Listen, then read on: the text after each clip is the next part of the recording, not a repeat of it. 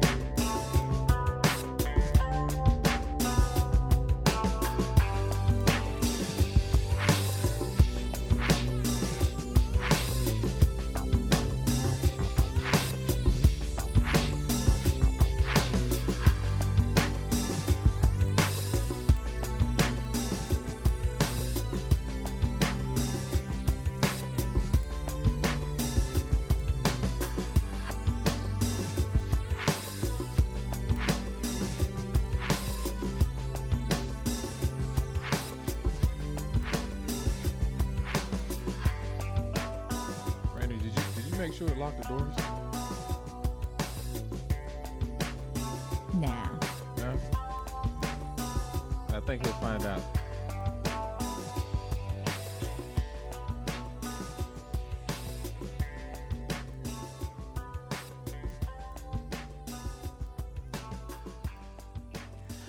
A nice calming start to the George Rodriguez Show. It is January 31st, 2014. It is Friday, and George is not here currently. Now, did you have a hand in that? I'm not really saying. All I know is that George has been doing this for a long time. He's been teaching us so much for so long. And, you know, maybe it was just time for him to step aside and let us take over a little bit. It is the intern takeover, ladies and gentlemen. George Rodriguez is not here. I will not say what I've done. Excuse me. What has happened to him. Yeah, I heard about sugar in the gas tank, something like that. I'm sorry. I have my goals, and I have to reach these goals by whatever means necessary. So you're getting more and more into your blackness. I only looked black until today. Until today. You went real ghetto on them and put sugar in George's tank. Just call me Randy Knight. Yeah, Randy Knight. No, but we've been talking about this for a long time. You know, George has been a great host and a great teacher, and we were talking about potentially, putting him aside and just taking over, having the intern take over. Right. So there may or may not have been ropes involved, a gag ball of some kind, leather, chains. I know I didn't have any hand in that. None of it, really, but, it is the intern takeover. We took over, so. It is the intern takeover, and ladies and gentlemen, George Rodriguez is not here, but he is safe and sound. Yeah. For now. With car troubles, actually. There is a car epidemic. Mm-hmm. I am your stand-in host, Randi Roxx. You know me as Randi Roxx from the show. On the board is Jakfrost. Yes, and we began our show with Particle, by our very own Mr. Sun. That was a nice song. Yeah. I got to tell you, I'm a little nervous sitting up here in the host seat. George has been doing this for such a long time. He makes it look so easy. Yeah, but you kind of sound like a natural. Do I? Oh, that's good. Sort of. I guess you can't help what you're good at. Yeah. I hope I'm good at this. Okay. So we hope to have fun today. We have two guests booked for today. We have the return of Mr. Larry Dogg. Larry Dogg. Yeah.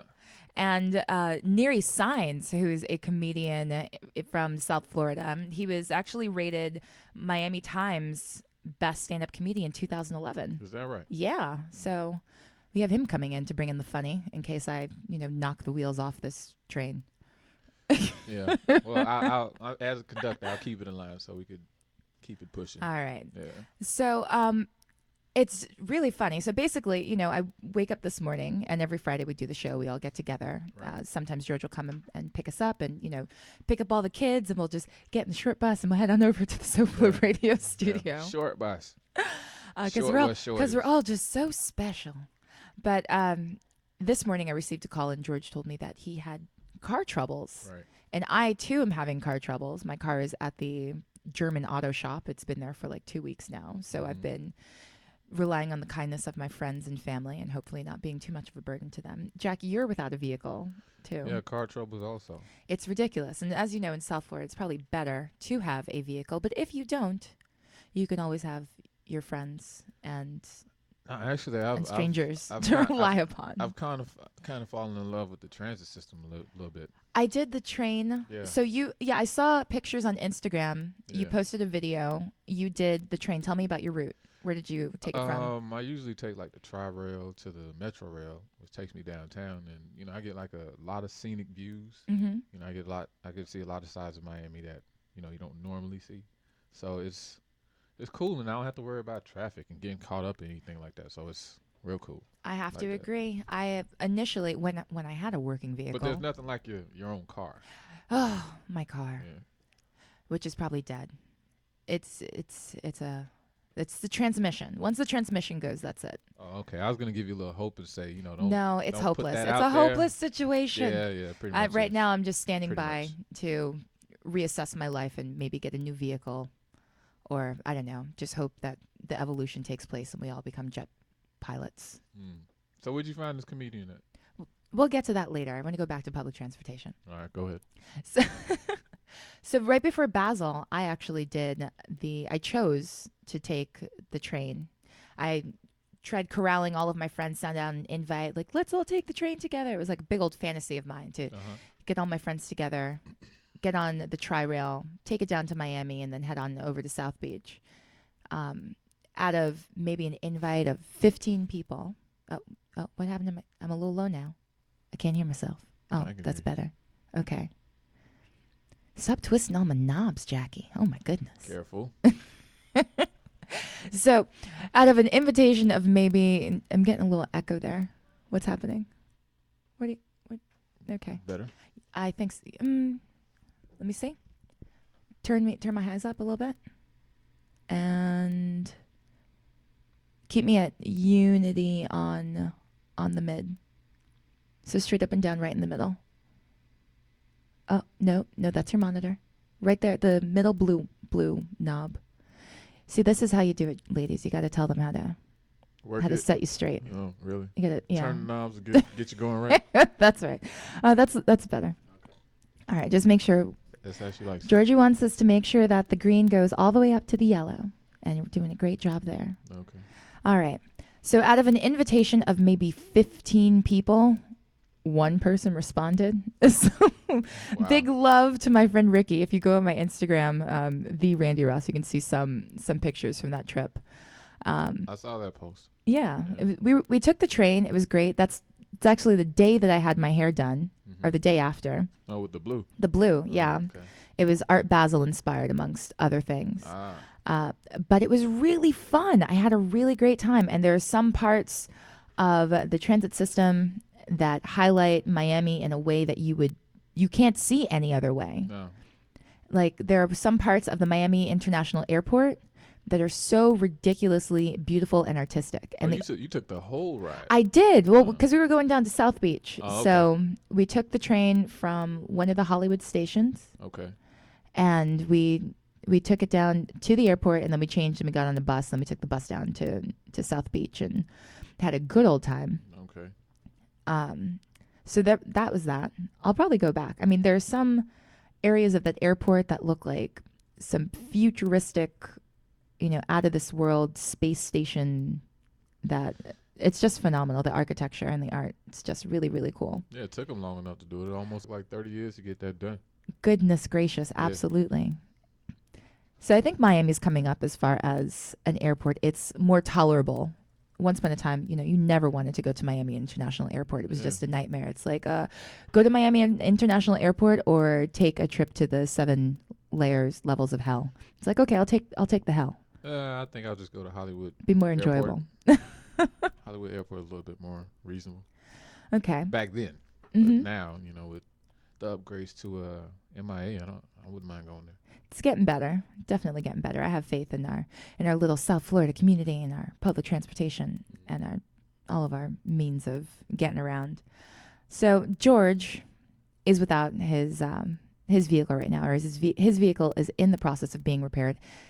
He went to go get waters and everything for the show, being the best host like he is, and sure enough, the battery on his car died. So that's unfortunate, and we're hoping that he'll get her soon. He'll probably be giving us an update when he can. He's probably listening right now on any of our streams. What do we have? We have TuneIn, we have Radionomy. You can listen to SoFloRadio.com on Icecast Live 360, right? Yep.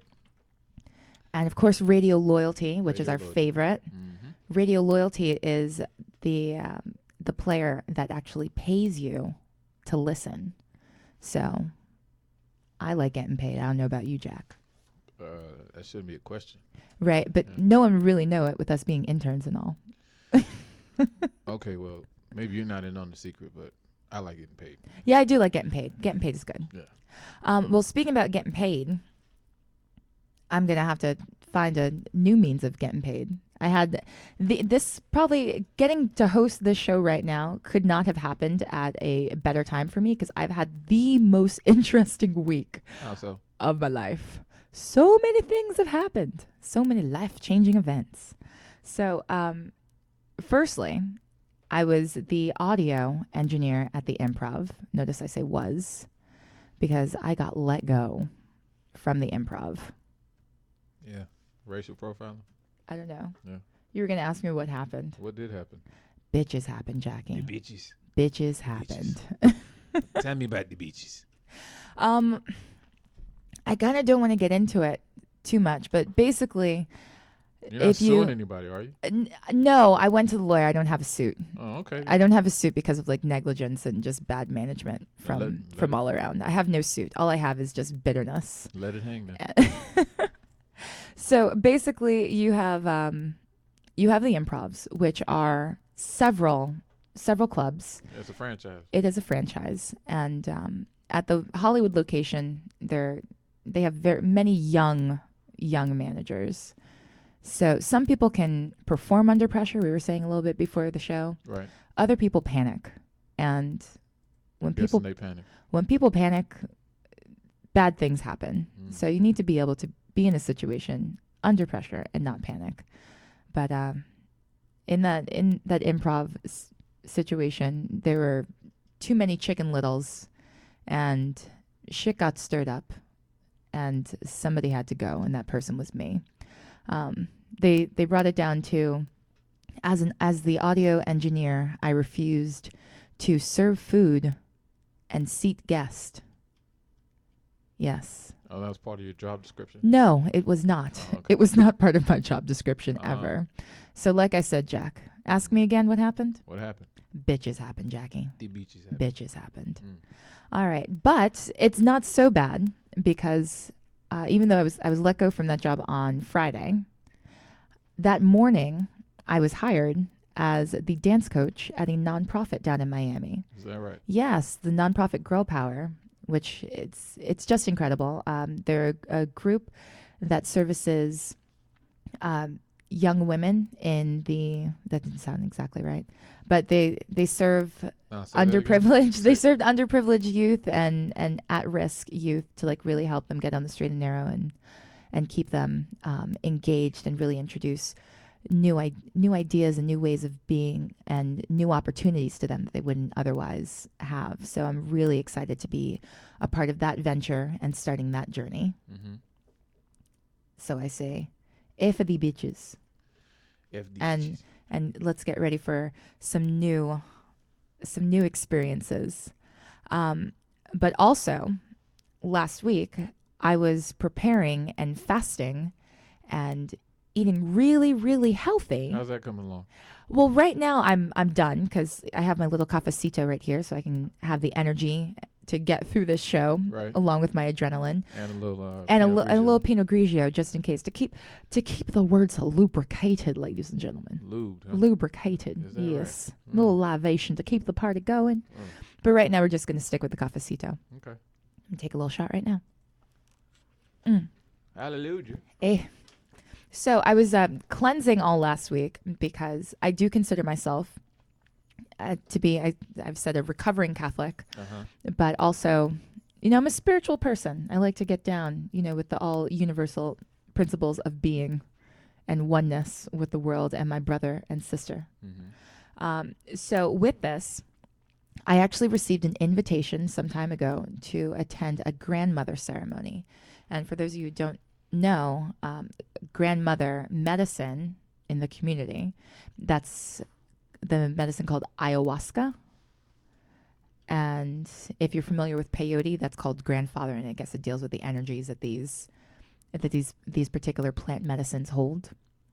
So I was invited to this ayahuasca ceremony, and in order to prepare, they suggest that you detox, and you don't, if you drink, don't drink, if you smoke, don't smoke, if not to participate in any sort of recreational drugs or caffeine, whatever it may be. You just want to go in there with a clean slate. So I spent all last week not drinking tons of water, eating so many greens. And let me tell you, have you ever juiced?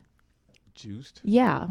Do explain. You take a bunch of veggies and some fruits and you put them in a blender and you mix them all up. Oh, like and then you drink them, and it's delicious. Like a smoothie? Like a smoothie. Yeah, I did. Yeah, but most my smoothies were mostly green, and I'm a fan of red chard right now, which is supposedly supposed to be really good for you. It looks disgusting, but it tastes great. It's green. Yeah. Yes, there's a moment where you have to sort of Close your eyes. close your eyes a little bit, and then you taste it, and then it's so much better. Yeah, I had some silk milk. Silk, like the almond soybean soy. almond. Okay. You put that in there and whatever greenery, spinach, and all that stuff. Yeah, it goes down well. Yeah. Yeah. Good stuff. Good stuff.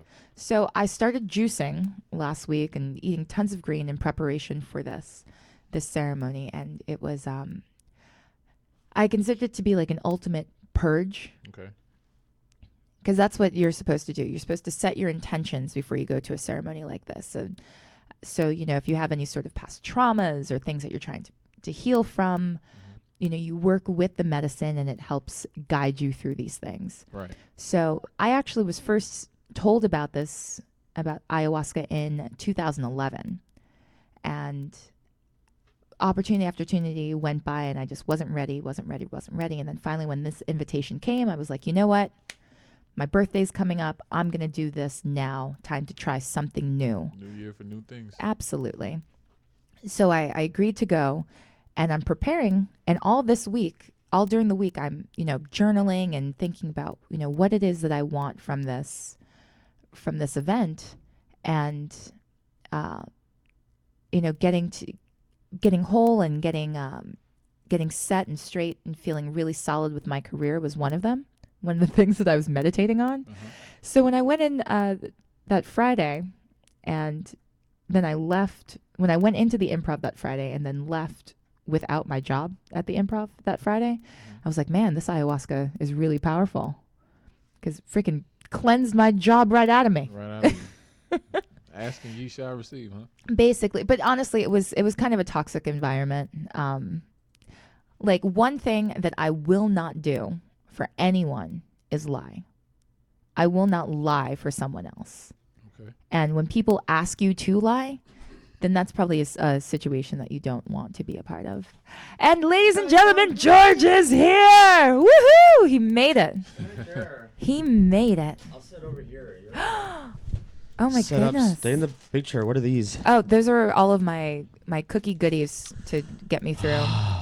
I perform for cookies. I told you on the phone this happened to everyone, all the Neelys out there, and supposedly there are new Neelys listening in today. Oh. Both Jason, this is as we segue into About the Glass, and I don't want to like interrupt because I lost the signal when I came into the garage, but I heard you talking about spirituality. Yes, a little bit. My ayahuasca ceremony that I participated in this weekend. Did you already tell the story? No, Okay, I'm good. I'm just setting it up. Tell me you didn't say anything fun or interesting in the last 20 minutes. I hope I'll have to listen I hope back. I have. Getting in and out and getting distracted by people with my battery adventure. And catch your breath. So go ahead. Yeah, go ahead and finish wherever, get to a logical off conclusion because I don't want to do talk us, interrupt us with whatever you were talking about. Well, basically, I just shared that that I purged myself of my job at the improv. Did you purging at the ayahuasca ceremony? Absolutely. I wanted to. Now I don't because I don't have the urge. So to let purge. me. All right. So just fast forward I like past Jack all Charles of Nelson my. Riley glasses. I'm gonna get. They some look water. so good on him. They do. The glasses look so good. Jack, Yeah. look at the camera. Oh, Let the people see you. Camera. Hey, what's up? Okay. Yeah. All right. So with the ayahuasca ceremony, this is basically what happens. You show up and there's a shaman, and they explain what's about to happen, but in this situation, they preceding the ayahuasca, they blew this mixture of powder and herbs up everyone's noses. Oh, I thought you were gonna say something else. Whoa. No. Go ahead. They had like these little, I don't even know, there was like a tiny little pipe Okay. filled with this powder, and they blow it up your nose. And it's supposed to. That sounds like one of George's parties. Maybe no, but you know what? He would probably enjoy one of these little nose things. But it's crazy. It's I'm absolutely listening crazy. in the other room. It's like, what are they? Is it a root? It's not kava, is it? No, it's not kava. Okay. It's not kava. It's a Coke either, it's a so mix of herbs, and they relax. call it rapé. And the Okay. rapé, they blow up your nose, and it it supposedly it dries out your sinuses Okay. and activates your pituitary gland. And your pituitary gland, it sort of sits at where your third eye is, Yeah. The binary. and prepares your vessel for the grandmother medicine. Try that again. Prepares your vessel for the grandmother medicine. Is that right? Yes. And I don't mean to sound disrespectful in any way. This is just how I'm coping with this with this event that took place in my life. Yeah. So the thing is, you can't swallow the rapé. But what happens when you put anything like up your nose? Like what happens? You and your terms right about now. You sneeze. You sneeze, you get mucus, Yeah. you spit. So this ayahuasca ceremony began. Not everything is meant to go up your nose. Not everything's meant to go up your nose. This is true. But it began with a chorus Speaking of from spitting and coughing up mucus, and it was really kind of gross sounding. But I just told myself this is the beginning of the cleansing process. And I was there with a large amount of people. Let's say over 20 people were at this event. Okay. And over 20 people were spitting and coughing and phlegming up This is great. I'm all really over the enjoying ground. this show. This is way easier than hosting. I'm gonna sit over here and eat chicharrones while you tell ayahuasca stories. Oh my goodness. Okay, so that part happened. And then we have the ayahuasca. So and this they is have the substance. This is the substance. Okay.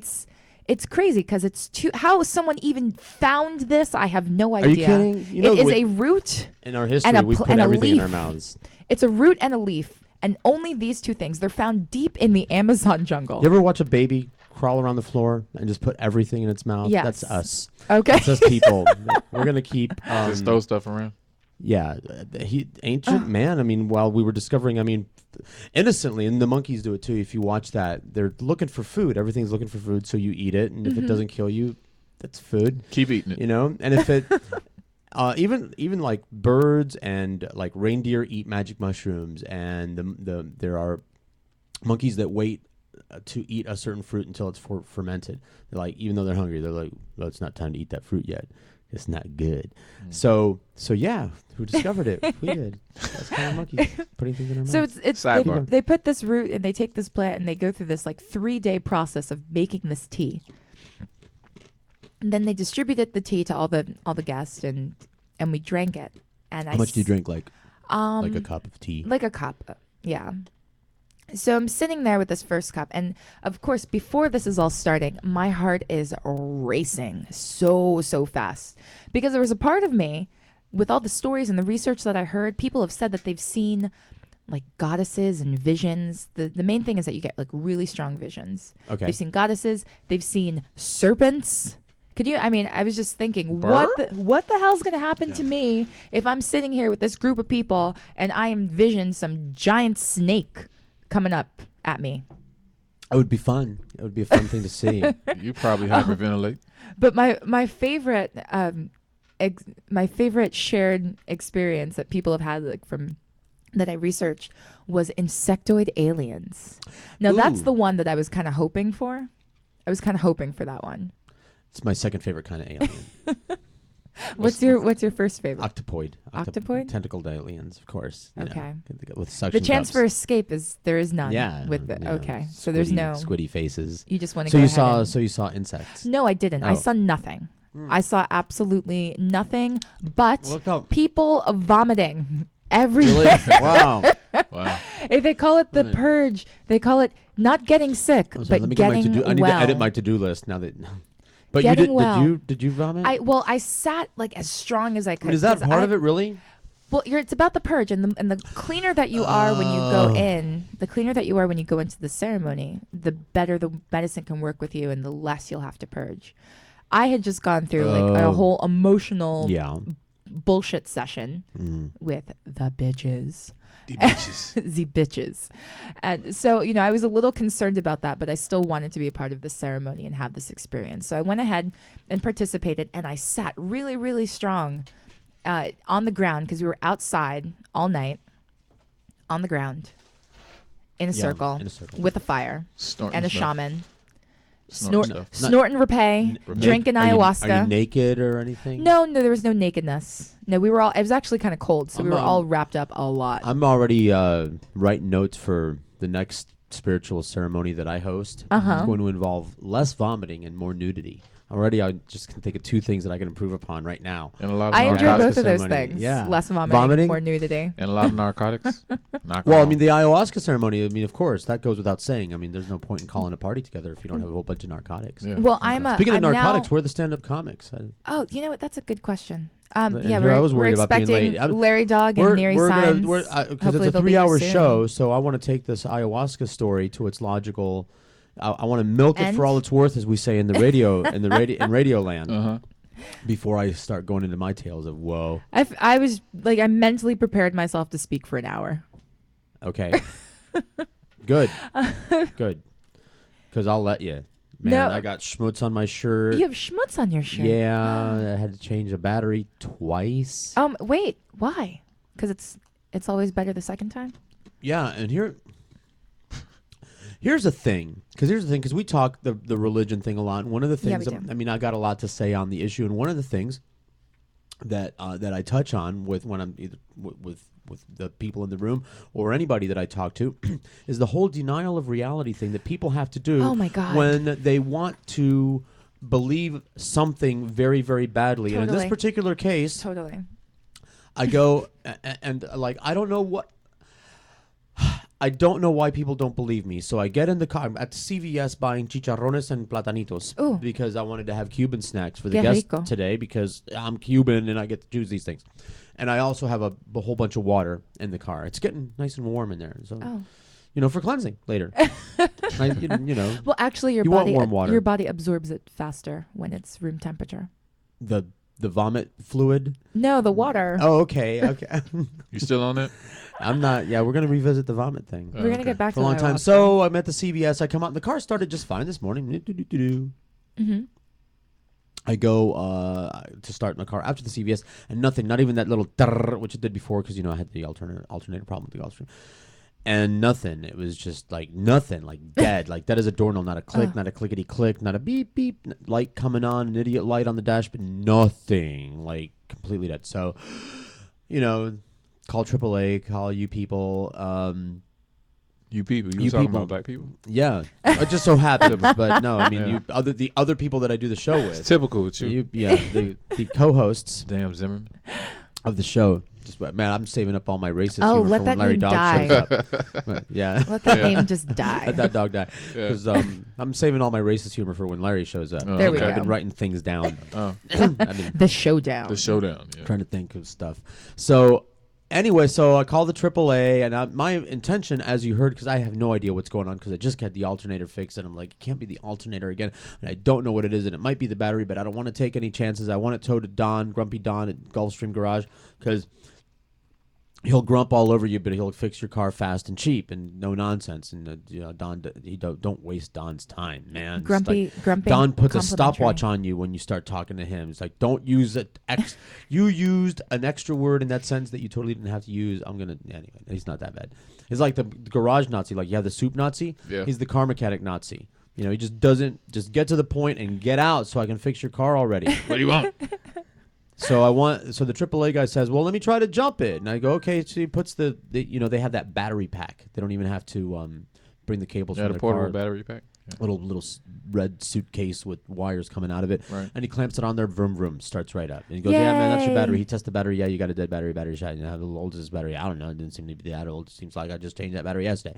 So I take it over to the Advanced Auto, and I've changed 1,000 batteries in my life. I've had this bad battery problem before, so it's not a big deal. You take your old battery in. I want a battery this size over there. You got the number on the top, 24. I bring out another battery. The guy rings me up first because they're assholes over here.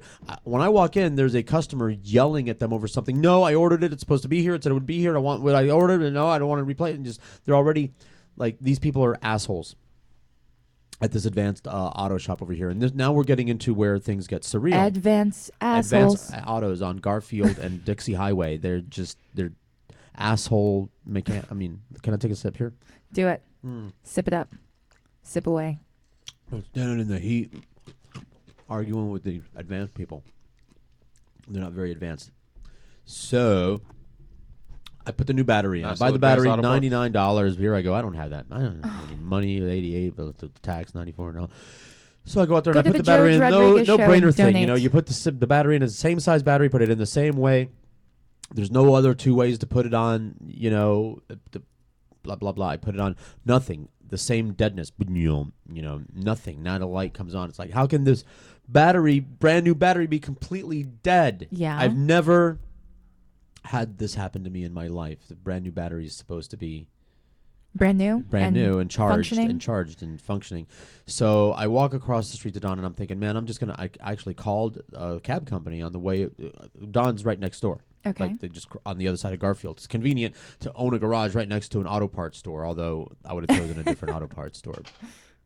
So I go over to Grumpy Don, and I'm like, hey, and I tell him the story about a boop. I'm at CVS, and I come over here, and I put the new battery in, and it turns up, and I don't have time to deal with this. I'm going to call a cab. Here are the keys. Can you go see what you got? I can't leave the store. Oh, you're here by yourself? I didn't know that. I thought you had a whole bunch of stuff. People was like, no, I'm Grumpy Don. I can't have anybody here. Nobody wants to work with me. Like, I can totally understand that. Yeah. He doesn't want anybody around him for very long, and he makes it easy to not be around him. Totally. Yeah, Like self-fulfilling prophecy sure. type thing. Love it. So he goes, sometimes they sell you a dead battery. It's happened before. I've seen it 100 times. Go in there, take your receipt in there, and tell them to swap your battery out. They'll swap it out for you. Just tell them you want a different battery. You just bought this battery, and you put it in your car, and the car wouldn't start. And That seems logical. just tell them to swap it out. You got the receipt. So I go in there, and the guy that rang me up, first of all, the guy that rang me up, I'm standing there, and I know I'm short, and the counter is high at the auto parts store. Yeah, it is. Oh, More on shortness later. sounds adorable. Yeah, and I'm standing there with the battery, my old battery at my like on one side of me, and the new battery on the other side of me. Just ring my ass up, and I'm standing there, and this guy keeps taking customers as they walk in, and I'm like, hello. Anyway, so 10 minutes later, me's just standing there. He finally rings me up and everything, and I go, you have a handle for that? No. Can you put the handle from the other battery on that? No. Okay, thank you. And off I go hauling off my battery. I got my workout this morning, and that's how I got schwitz on me, because I was hauling batteries close to my chest, and then jumping up and down and swishing the acid around. No, I'm trying not to, but it just so happens, Have you ever danced while holding a battery? I have not. I try not to, but I was shuffling. Shuffling. Yeah, because every day I'm shuffling. So I couldn't stop. Oh, man. Meanwhile, so nothing dead. Nothing dead. I tell Don the whole story. I go back in there with my receipt, and I'm like, and now it's a different guy at the counter. Okay. This Oh, guy's good. fat and bald. Oh, how was he? Fat and bald. Here's where we get Mr. Denial of Reality. All right. And it was store wide. Hey man, I just bought a battery. Mm-hmm. Okay, and I just bought a battery. I put it in my car. My car didn't start. I went next door and talked to my mechanic over there, and he said that you sold me a dead battery, that you'll swap it out for me. Here's my receipt. Okay? What he heard was what he wanted to hear. Yeah, because Everything like he just opposite wasn't from what you processing it, and like what? It'll go. I was at CVS. I know this is more material than you want. Mm-hmm. I was at CVS. I tried to start my car and nothing. I called AAA. They jumped my car. I go, you sure it's not your alternator? I go, the guy jumped my car. I drove my car around. I had to stop over at my house to get some tools to swap batteries out, where I scarfed my breakfast bagel also, by the way. Like in 4 minutes and 30 seconds, I scarfed my breakfast because I was ready to pass out. Anyway, so... And here I am, and I turned the car off, and it wouldn't turn back on. So I brought in my old battery. I bought a brand new battery. Here's the receipt. I'll get some visual aids going here. Yeah, here we go. Because I've got 2 pieces of paper in here for visual aids, which has to do with my. This is what I'm doing right now is part of my religious analogy. Okay. Because everything that I'm telling you right now, this whole story could be absolute bullshit. And really, I was just hungover and I wanted to have sex one more time with someone who spent the night with me. And that's why I'm late for the show. That could be the truth. And this could all be an elaborate lie to cover my ass. Well, Okay. if right? so... This has to do with a religious discussion. For example, when someone Okay. tells you a story, Yes. I'm waiting on the religious how do you know part, if it's true or not? You really don't. You don't. So everything that I've said up to this point could be a big fat hairy lie. Oh, yeah. Right. Yeah. Okay. And if you said, "Hey George, And I you're think such you're an excellent lying. I think you're storyteller." lying." Yeah. Yeah, but I'm a bad liar. But I could just say, "Oh, this isn't a lie. This is a storyteller." You could say, "George, you're lying. I think that you're bagging the show like you did that one Friday because sex." Sex, it happens. It just so happens. It just so happens. And I think that you don't want to get chewed out, and you have guests showing up and everything. So you're just making an excuse so that you can either get one more in, or take the chick home, or something like that. And you're just making up this whole "my battery died, how convenient" story. That could be the actual event, right? But you Yeah. could say that to me, and I would say, "All right, well, here's my receipt. Oh, there we go. Here's my receipt." I want to see the proof that you didn't Right. get laid. Right. I didn't get laid. This is the receipt that you can see the time and date and how much I spent for the battery.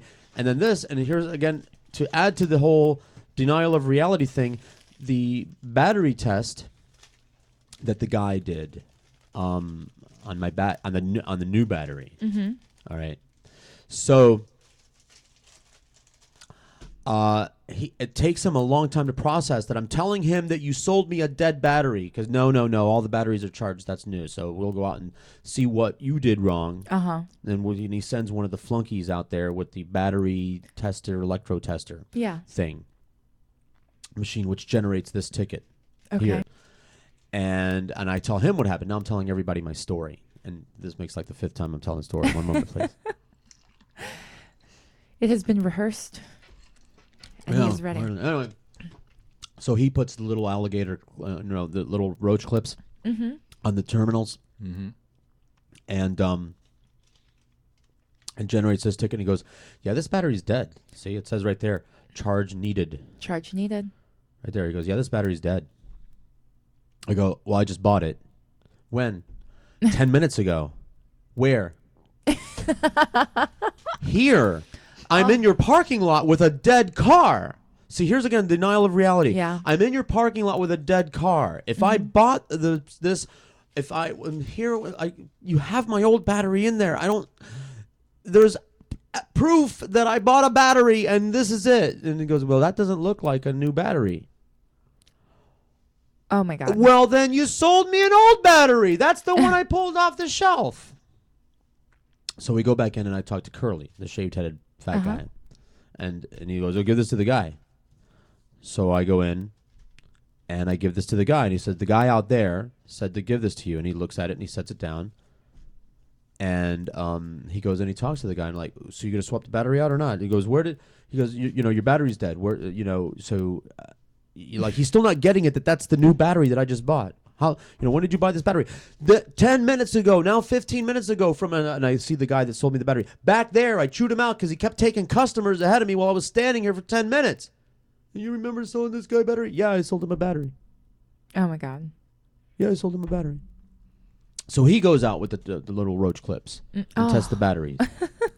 Yeah, this battery's dead, man. We don't sell dead batteries. Those are fresh batteries right from the factory. Nevertheless, here we go with the denial of the reality thing. Nevertheless, and he goes, yeah, this doesn't look like a new battery. Well, then then somebody put an old battery on the shelf. Yeah. Or the factory. So I'm not, because this is what believers do. This is exactly what believers do. They put you in a position to explain why their bullshit is bullshit.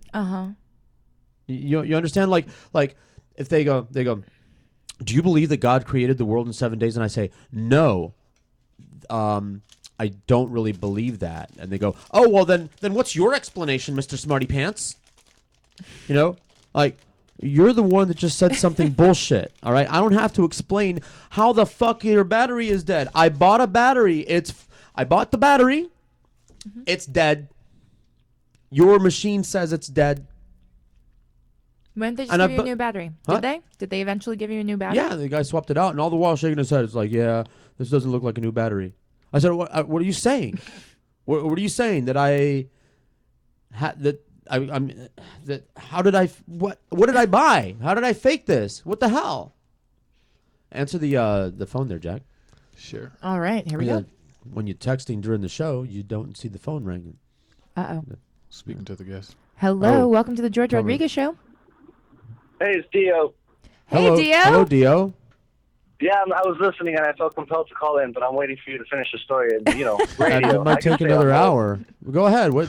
I'm not going to make you wait. Have you been listening the whole time? I've been listening to the entire battery story, and me and George, we deal with this denial thing all the time with the testing kit. Mm-hmm. The testing kit. How many people have argued with us? And with the internet kit here, that we were on the brink of having to the move internet or the air conditioning, or the air conditioning. All this stuff. It's like, look, man, I wouldn't. The room. I don't want to waste. Estoy sudando la gota grande. Yeah. The denial of reality. We don't want to waste each other's time. And you think you have a chance of having a discussion with people that believe in things that aren't real, and they can't substantiate it when you can't win a discussion with someone when you're holding a receipt 10 minutes old in your hand and they're still denying that battery is new. Like, how in the world? What? So I bought a new battery. And then I swapped it out with an old battery, which I got, in the back of the car somewhere? I know. A friend came by because this car is dead, motherfucker. This car doesn't move, so it must have been that I bought a new battery. A friend came by. I gave him that battery. My friend gave me an old battery. Put the old battery in there and went, it's dead. You got the UPC gun. Here's the UPC label. Compare it to the receipt. They didn't want to, but grudgingly, he swapped it out. And guess what? Swapped it out with the exact same battery from the exact same shelf, just one behind.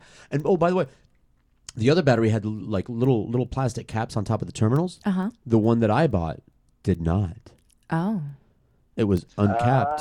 So it's very possible that someone that it was an old battery or used battery. Battery. Anyway. Yeah, you should have taken all three of those guys that you had to deal with and be like, before I purchase this, does this look like a new one, not an old one? Because I've been told that the new one looks like an old one. That doesn't look like a new battery.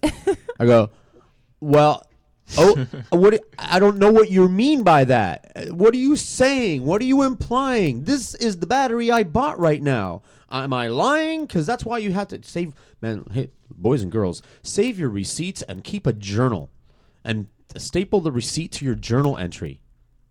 I'm telling you, and also don't get married. And especially at stores like that where they have that the whole POS system is set up in such a way, well, all they have to do is scan. Show receipt, and that's it. Oh, these things match. Right. Oh, yeah, sorry. Yeah. There is an epidemic of non-free thinking people, especially like in the corporate workforce. Where no, they're robots. They're all exactly robots. Like they can themselves to malfunction. Oh, it's too much. I can't deal with it because I'm a free thinking person, and to be surrounded by a bunch of non-free thinking robots, it's annoying as can be. Yeah, but that's why you work there and at the Improv and not at freaking Advanced Auto Parts. You weren't listening. I got let go from the Improv. What? Why? Because She's I reserved to I can't even say the word right now. I refused to serve food or seat guest as an audio engineer. I refused to seat guest or So serve they wanted food. to make the audio engineer a waitress. Yes. And when you said, I'm not a waitress, then they're like, well, then you're not working here anymore? Basically. So the bitches said goodbye. The bitches We heard said goodbye. Chris's story about how he is not working in radio anymore for similar things. Are you there, Chris? Remember the copywriting story? They wanted him to write copy. He'll tell you that story. I was writing copy. I was tweeting. I was taking videos. I was doing so much, and they had the Get over nerve here. to tell me that I was not going above and beyond, Isn't which that- I was. I had to go out and buy And my then own a similar computer. story that why you're not in radio anymore because they hired you for one thing and then they hired you to do production, but they also wanted you to clean the toilets, and you said that no. Well, I was hired to do be a continuity assistant, which is basically data entry, Okay. and So and like logging, kind of? It's like it's just pressing making sure buttons that, on a keyboard. Okay. yeah, it's just making sure that the commercials run at the correct that if a commercial is not available, you were able to find it, and it's a data entry job. Really, is what it is. Copywriting completely different. It's Yeah. a creative job.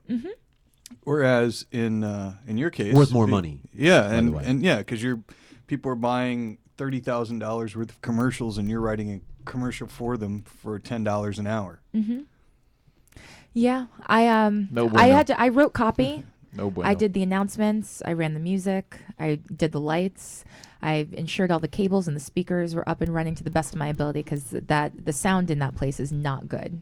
Like anyone who actually knows sound can hear it, and people who actually don't know sound can hear it. But And yeah, I don't know if it's always been the case, but this company's now seeing, all right, let's try to get this guy. We'll hire him for this.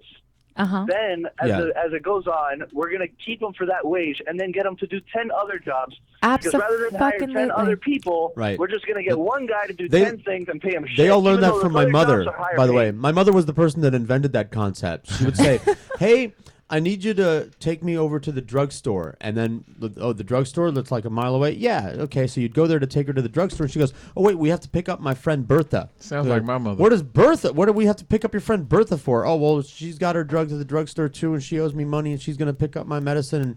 And, And I told Bertha that we would take her with us to the drugstore. And this is when we lived, like, say, on Ives Dairy Road, off Ives Dairy Road. And she goes, okay, where does Bertha live? I'm like, Coral Gables. Like, what?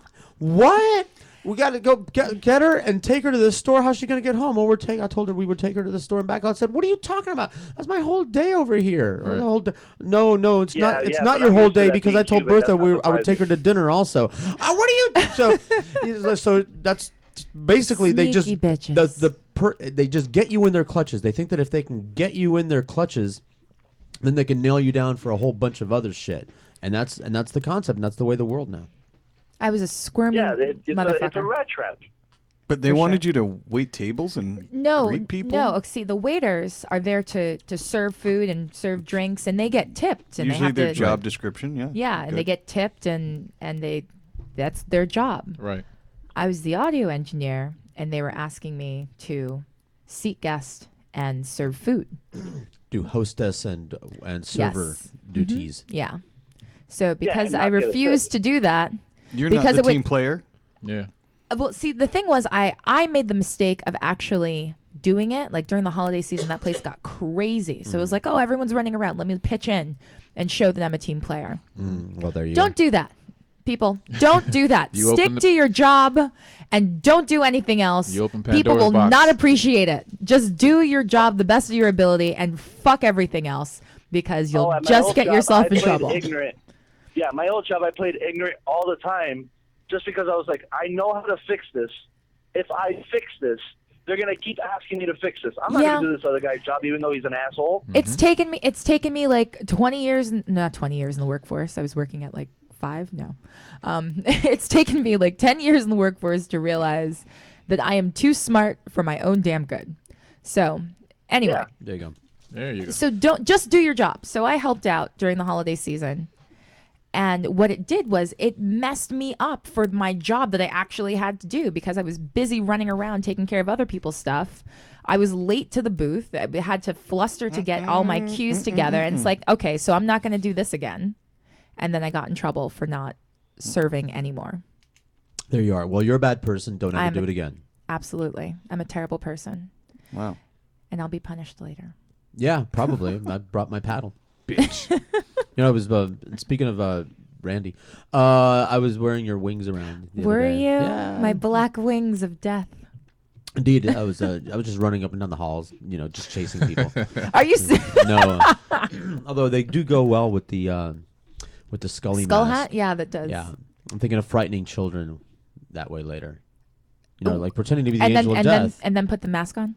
Yeah, I'll have the wings and the mask, and then put the mask on. I get it. Oh, I'm sorry, I'm a little bit slow. I'm distracted by my dilemma. You went to this place. Right over here. Right, I've been to that place. Right by my house, because bad place. Advance. You've been to this place? Non-advanced. They're not just fakers. And understand something. When I walked in to the middle of a screaming match, when I opened up the door, hauling my battery, and there was this big guy going there. No, I want, like, this is what I walked into the middle of. No, I want what I ordered. I paid for it online. It said it was shipped here. It said it was here. I want to be a satisfied customer. I don't want a replacement. I want what I ordered. I don't get, call another store and have them bring it over here. That said that it was here. What? You sold it to somebody else. That's what you did. You just gave it to somebody else because you don't do that, because you do whatever the hell you want here. This is what I walked in the middle of. And he's walking up and down the aisle chasing this guy down the aisle. Service. They don't give a rat's ass. No, they don't. Between that and when people are at whatever job they're at, and there are two people and one of them's complaining, and you're getting ready to order something, it's like you got to think twice. You don't even have to think twice. It's like walk towards the door. Right. Oh, it's crazy. It happens at some of the grocery stores a lot. People after hours, you're like the only one there, and they're there helping you, and you're hearing how much they're not getting paid. And why they really don't like their job. Hi. Well, that shouldn't be that bad at a grocery store. If you're talking about somewhere where they're preparing you food, like I said, you got to look for like the deli at a grocery store. But gentlemen, okay. Gentlemen, change is a coming. I smell food. Yeah, me too. Where's the food coming from? Food. Oh, okay. But change is a coming. I had a giant bagel. Is there federal? Obama that signed, minimum federal minimum wage. Workers, yeah. But at the same time, I mean, for private companies to work with the government, they have to agree to have that rate. Yeah. It's going to make private industry bring up the minimum wage as well. Fewer executive orders than any president ever so far, and the Republicans are freaking out about it. And I still don't care because I'm really pissed off about the NSA thing. Yeah, we're still on that. I'm not going to get over that. They're breaking the law bad in a huge way. Get over it. I'm not going to get over it. I'm going to whine and bitch like a bitch. Is it like true a whiny bitch that Snowden got nominated for a Nobel Peace Prize? I don't know. That's my vote. Snowden should have been Time Person of the Year. I agree. Anyway, I gotta go into my new digs. Go do things. Lesson for everybody. All right, Dio. Thanks for calling. We'll talk to you soon. Get me my money. Give me my money. Oh, yeah, I know. I'm working on it. All right, thanks, because, man, and now this. Yeah. Like, I need this. Like, I need to, like, because we talk about religion a lot. Are you still here or are you hanging up? He's gone. Hanging up. Bye. Oh, okay, bye. No, Jack didn't know either. He keeps turning you down, turning you back up. You're confusing everybody over here. I thought he was gone. Me too, but he just kept on talking. So it's okay. Right. The more the merrier. And if you would like to talk, 954-99-000-36. Every once in a while, somebody will post something on Facebook, like a stupid question. Why is it a stupid question? Because they're asking on Facebook. Here's another. I'm getting smarter as I get older. It's just, but by the time you get it all figured out, you die. Great plan. Don't let someone waste your time. Life is made out of time. I wish I had the time back. And there's no refund I wasted for your playing computer games or just humoring people while they was wasting my time. Don't let people waste your time. See, that's Don. That's why he's grumpy. He's got it all down. And that's it. There it is. Don't waste your time. Your time is precious. They're killing a little piece of you. If you're making you sit still, watch like TikTok. Like that's how we punish people. They put you in prison to waste your time. You just sit there watching time go by. Yeah. It's like Folsom Prison Blues. But you did karaoke the other day. You did. And there's no refund for your time also. No. You don't get it back. Yeah. Well, hopefully you can at least learn from those moments. That's the consolation prize. And that's a Napoleon Hill thing that we've been listening to, Chris and I at the very least, and Jack. Yeah. Yep, I have it too. Got a good deal. Okay, then that's all of us except for Dio because he knows everything already. Yes. But budget your time. Your time is very valuable. Time is money. You can exchange time for money. So if someone's wasting you time, they're costing you your life and they're costing you money. They're taking money away from you because you could be spending that amount of time doing something for someone and making them money, because people pay you for all kinds of things. Absolutely. And that's like this operation has a whole bunch of different revenue streams associated with it. And it takes time to management. Speaking of taking time, do you want to take a break and how are the guests coming and just refab? And I'm like, maybe, hey, Chris, you got time to go get the bottled water? They'll go talk to Chris about that. I bought bottled water. That was I did a U-turn. I was almost here. And I thought, I have water in the car. It's on the second floor right as you walk out. Chris, there. you got a shout out from one of your students, E-Man Sanchez. Oh, yeah. Says hi. Hey. Hey, shout out E-Man Sanchez. And speaking of shout out, I want to shout out to the By the Glass people. It wasn't, we had, just to recap, we had the beer bowl yesterday. Ooh. And this is a Brett idea where we sample a series of beers from each city. Okay. And we rate them blindly, like they bring them in, like whoever the person is. Like from Washington and Colorado? Correct. Okay. And there's still some in the fridge, by the way, if you want to sample some. I forget what it was, like Red Devil or something. I don't know. The notes are around here somewhere. Watch the show. Watch the By the Glass show yesterday. Because the previous 2 years in a row, the winner of the beer bowl won the Super Bowl. And both years, it was the underdog, the person that was least favored. And this year, once again, Seattle won the beer bowl. Ooh. On last night's By the Glass. But get your bets in. But we do have the Bong Bowl this Sunday, even though you're not going to watch it. There's a Bong Bowl. Well, the two states that were obviously right. The Super, they're getting together for a Super Bowl. The Super Bowl, yeah. So is there going to be an event, or is that just a joke? It's a joke. Okay. Well, at some houses, it might be an event. It does seem like somewhat of an omen. This year, the puppies in the Puppy Bowl are going to be wearing helmets. How are they going to do that? Mm-hmm. Do they have to cut little slots for the little floppy ears? That could have been a joke, too. Okay. There's a lot of humorlessness going on, by the way, speaking of jokes. I got beat up on Facebook by one of my daughter's friends for the meme I posted. What was the meme? It had a picture of a pretty girl. Uh-huh. And on the top it said, above her head, it said, "You're the only guy who's genuinely nice to me. Let's give it a shot." Okay. And then underneath it said "No woman ever." So I posted that, and I got a lot of likes and some comments, and here comes one of my daughter's friends going, "That's a sexist thing. You nice guys are just there." I'm like, man, it's sarcastic, and lighten up. That's sexist. You guys think that women are a coin slot, that if you throw enough nice coins in there, she owes you sex. And I go, the meme isn't about sex. It implies relationships. And by the way, it's a joke. It's sarcastic. I kept trying to keep reminding her. I go, you're reading it. It's this whole friend thing is this friend zone shit is bullshit and everything. And I said, it doesn't even say friend. You're reading a lot, and then in parentheses, of what you want into it. Lighten up. Now, if you'll excuse me, I have to go back to watching Daniel Tosh videos on YouTube while working on my abortion is murder sign that I'm going to use to picket Planned Parenthood this weekend. And that was it. Now I got a bunch of likes and even more commentary and everything on there. So we'll talk about that when we come back, because there are people, and I told you this, that don't believe in genuine niceness, and that this came up on the thing. Nice guys are just guys with an agenda.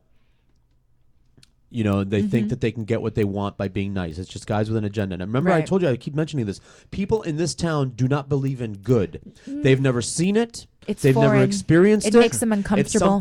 It's something that they see in fantasy movies, like a knight in shining armor and everything like that. It's a fantastical creature. A good creature is some sort of a weird mythological fantastical creature. They do not believe that it exists. Anybody being nice is, if a guy is being nice to a girl, if a man is being nice to a lady, yeah, he has a hidden agenda. He wants it. That's why I'm nice to ugly old men, is because I want to get with them. That's why I'm nice to strangers and old ladies and everything, is because every time that I'm nice to someone, it's because I want to have sex with them. Jack, I was taken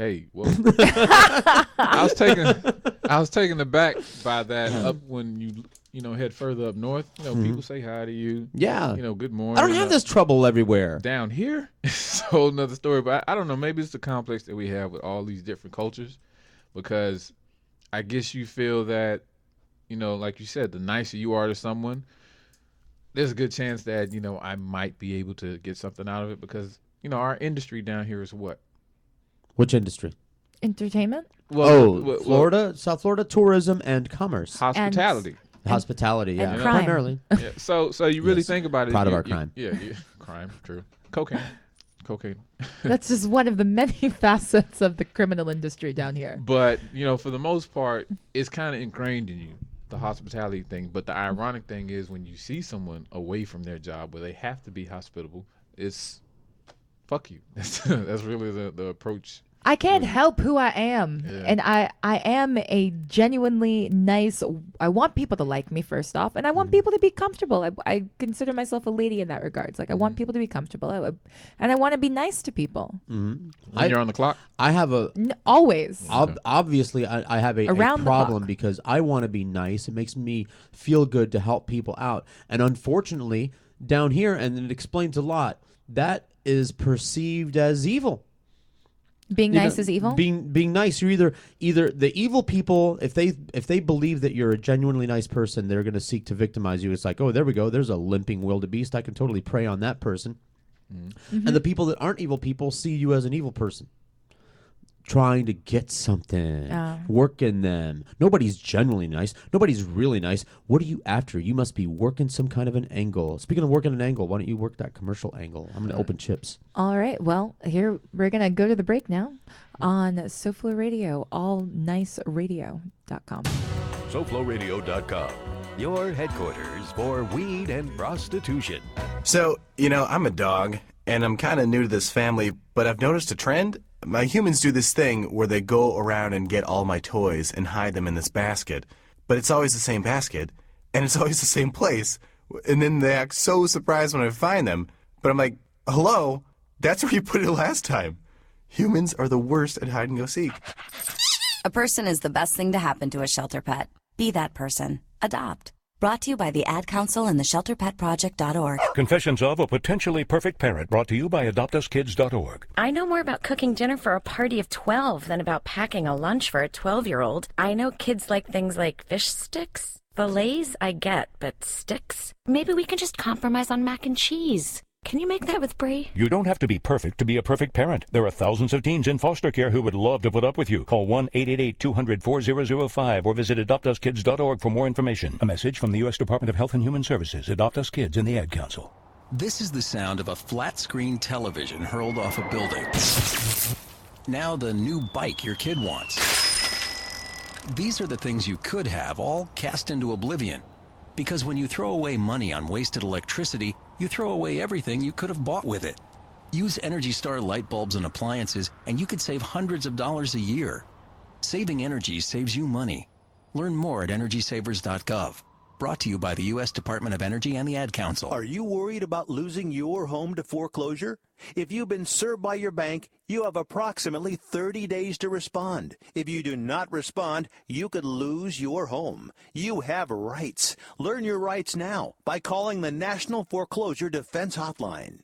800-818-9735, 800-818-9735, 800-818-9735, 800-818-9735.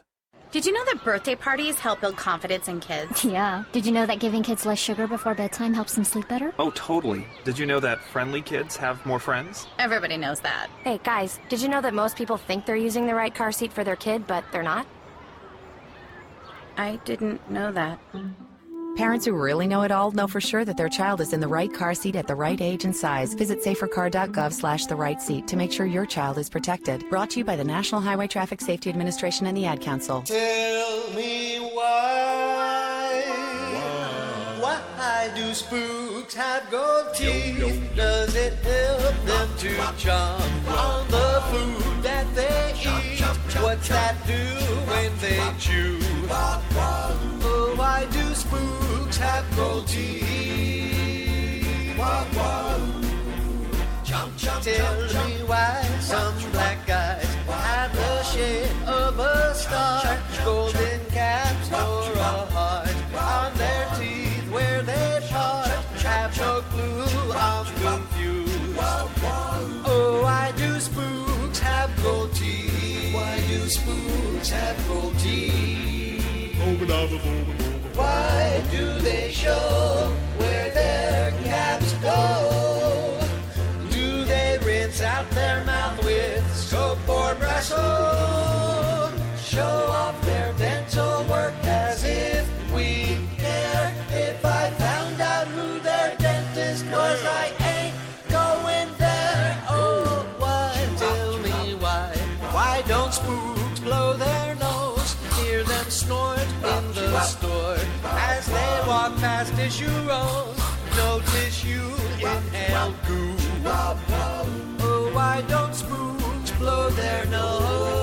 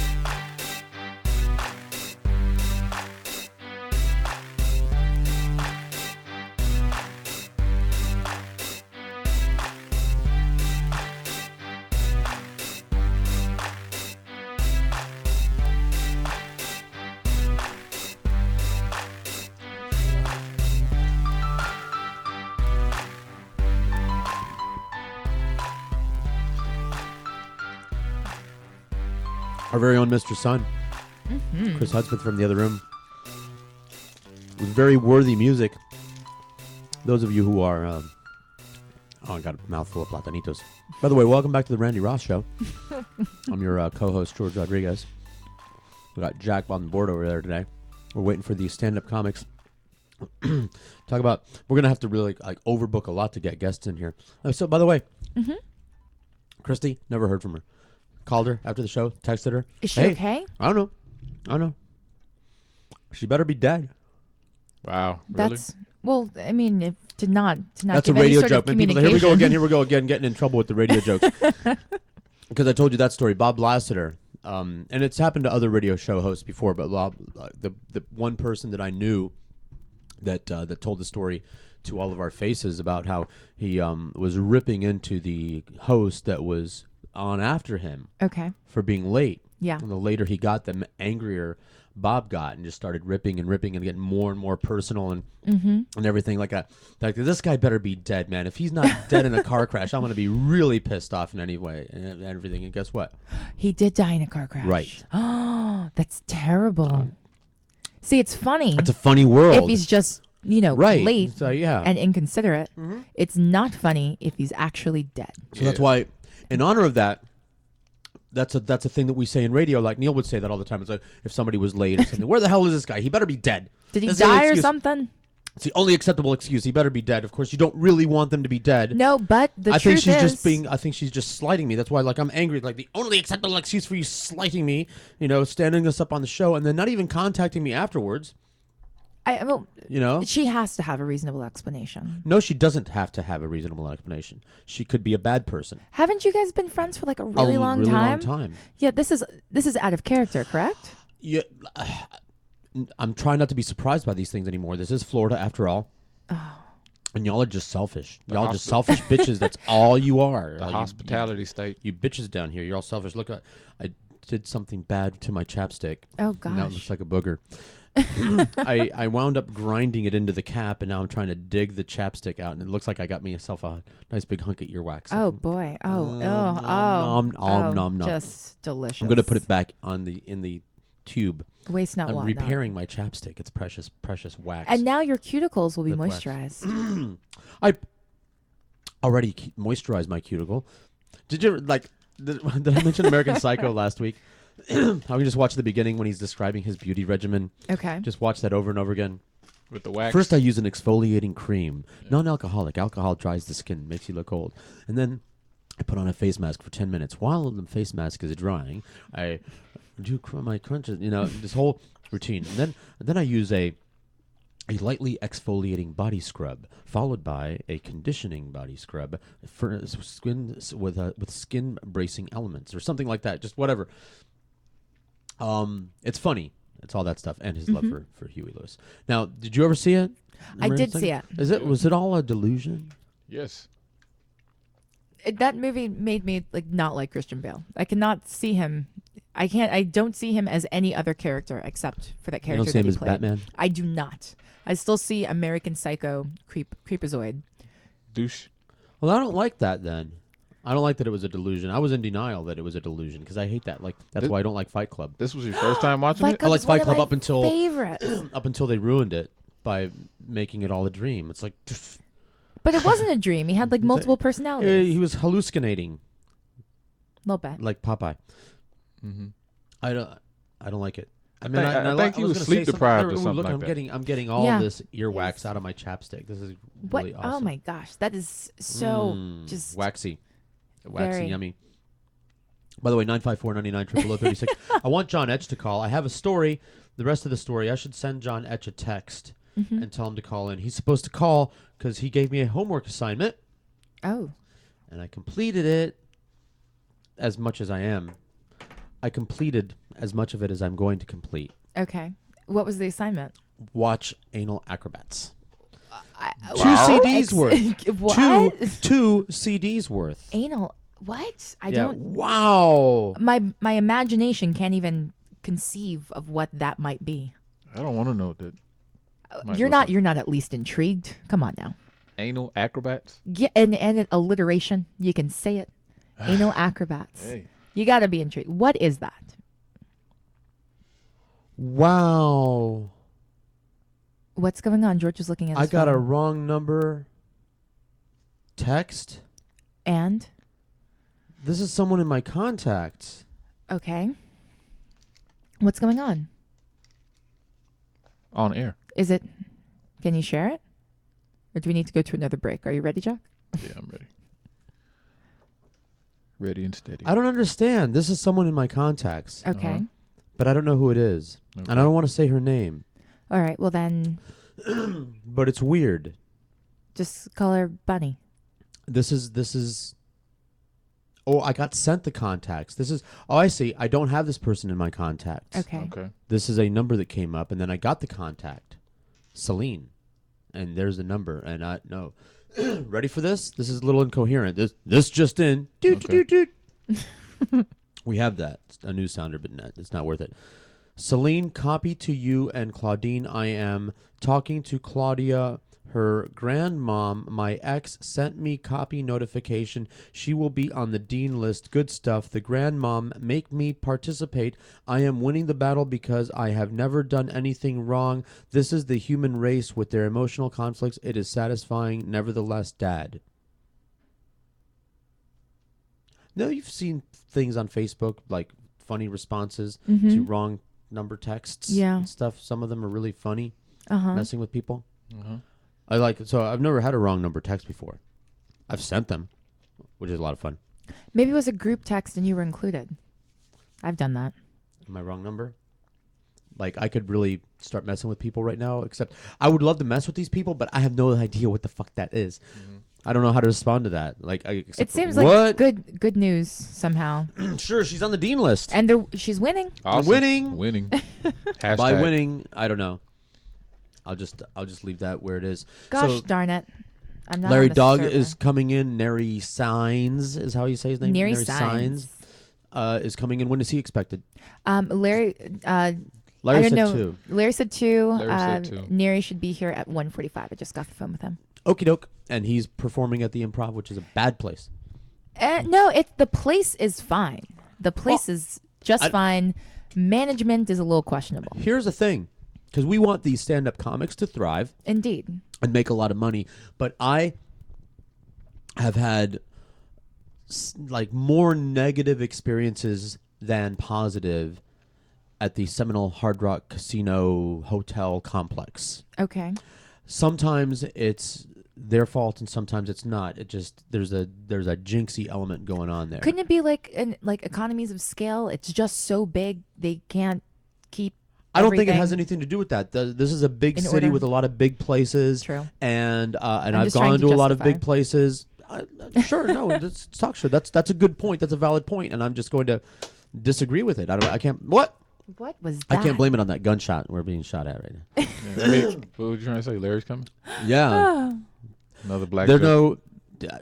Listen, that's not black men with guns. That's not the stereotype I think of. What do you think? Cubans with guns, rednecks with guns. Rednecks with guns. Mm-hmm. See, this would be a Yeah. perfect Zimmerman joke, but somebody And- told me to leave and it alone. Puerto Rican Stop stuff. saying his name. Just let it die. Just let it die. He's hey, what a surprise! He turned out to be an asshole. And he's actually going up to be. He's kind of a special needs person. He's I gonna think. be He boxing. might be. He's gonna be. He's just somewhat of a dysfunctional human being. He's low IQ. He's gonna be boxing real soon. Really? Ironically, He's a working- black guy. Well, see, Oh, look good what Lord. it did for Mickey Oh, he's Rourke. gonna It's die. totally. People gonna Yeah, die it didn't- in that situation. Yeah, it didn't work the first time. You're telling me with the ACLU is not gonna send in an underground, assassin. I hope he and or just a take care of that 16-year-old I hope he- nonsense. I hope he Again. boxes Urkel, and I say that because have you seen Urkel with his shirt off? Yes, I have, and let me just say, damn. Yes, he works out.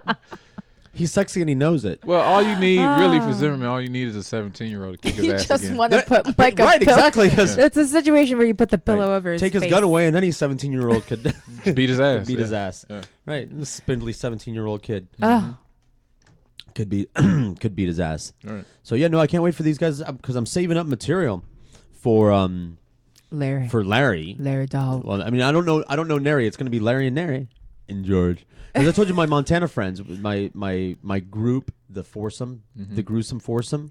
It was Larry, Carrie, Terry, and George. Aren't you? Oh gosh, just so adorable. And like a Saturday morning cartoon. And it was, and everybody like Carrie was fat, like almost completely round. All right. Terry was tall like the Sasquatch. Like if he stood straight up. I'm sorry. It's true. He's dead now. You know why? Oh, no. I was so happy. No, he's dead. Pour out a little something for Terry. Fat. He's Yeah. fat. That's when what fat happens. people die, it's because they're fat. Oh, that's part of the. Yeah. And I'm going to get in trouble for that. But see, it's an option. You know, it's like being fat is like stabbing yourself in the leg and complaining that you're bleeding. All right.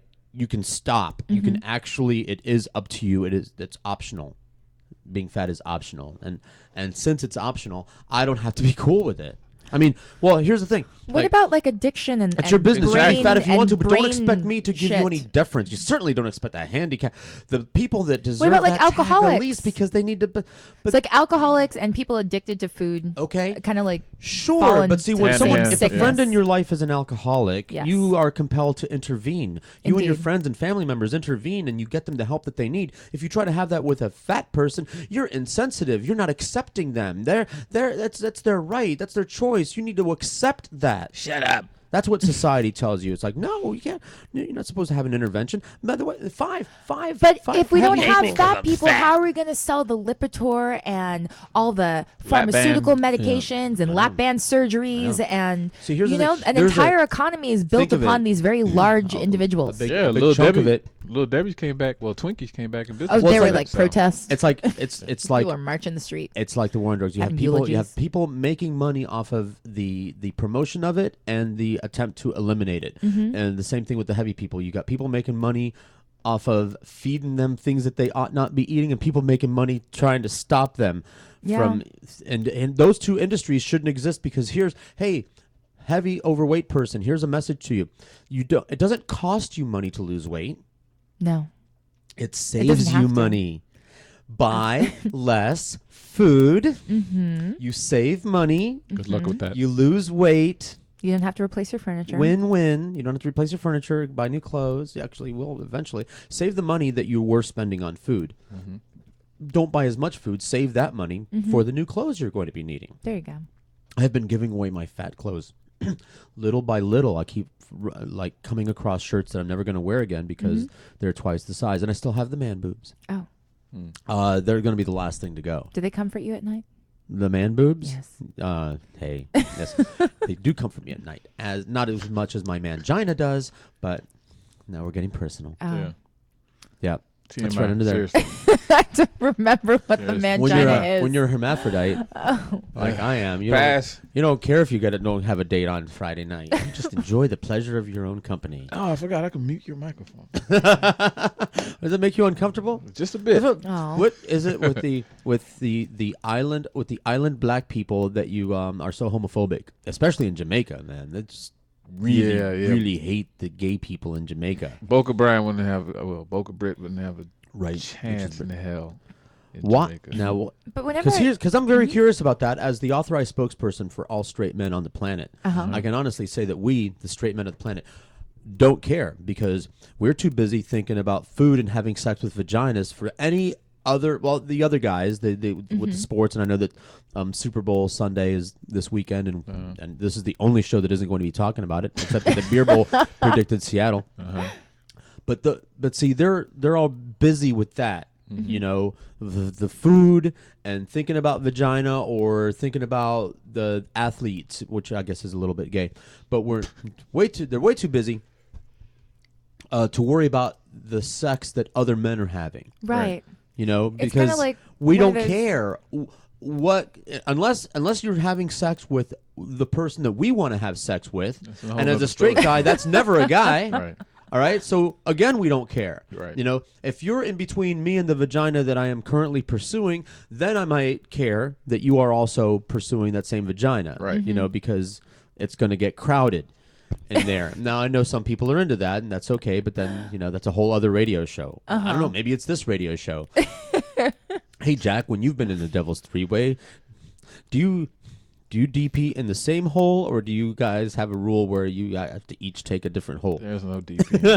There is no DP. No? So he's been in this situation. I wish your mic was louder. There isn't any DPing. It had nothing to do with the mic. I just wasn't no up on DPing it. because I found when I DP, I like to be on the top because I'm get a little bit claustrophobic with two people on top of me. I tried that, and it's just a little. And I'm a little guy. Aren't you concerned making with this all up, right? I'm just all the gasp. Aren't you concerned with like Randy, when you're swords? DP'd, do you like to be sitting down on the guy on the bottom, with his head behind you? How does that work? And face forward, I don't and facing the guy that's on top, or do you like to be facing the guy that's on the bottom and the guy on top takes you from behind? Which DP pose do you like, or do you like to just be standing in between them? Everybody's standing up. And then like I can't. do you set a timer for like 5 minutes, and when the timer dings, then you kind of switch around? I can't. You gotta rotate. Oh, no. All right, everybody, rotate like in volleyball. Okay, so what I do? Okay, rotate. We get like a lazy Susan. Okay, and I I just see. sit on it, and I'm working it. then we just spin. That's awesome. What an awesome idea. That's not so lazy, Susan. Okay, two questions, George, since you're an expert at DPing. Oh. What do you do, or aren't you concerned about swords hitting Swords? each other? Yeah. It's not gay if there's a girl there. It's gay. Just kidding. That's a song. Right. It's a song. Yeah, the swords hitting is a concern. Now, you can be really careful and keep that from happening, but no matter how careful you are, you're going to get the nuts slapping each other. Slapping up against each other action. There's just no avoiding that. You got to get over that. That leads to the second question. You just got to get over that. What if it's an encounter? There's no way. Since this is the LB. You just need to get over that. A lot of alcohol. Oh, boy. You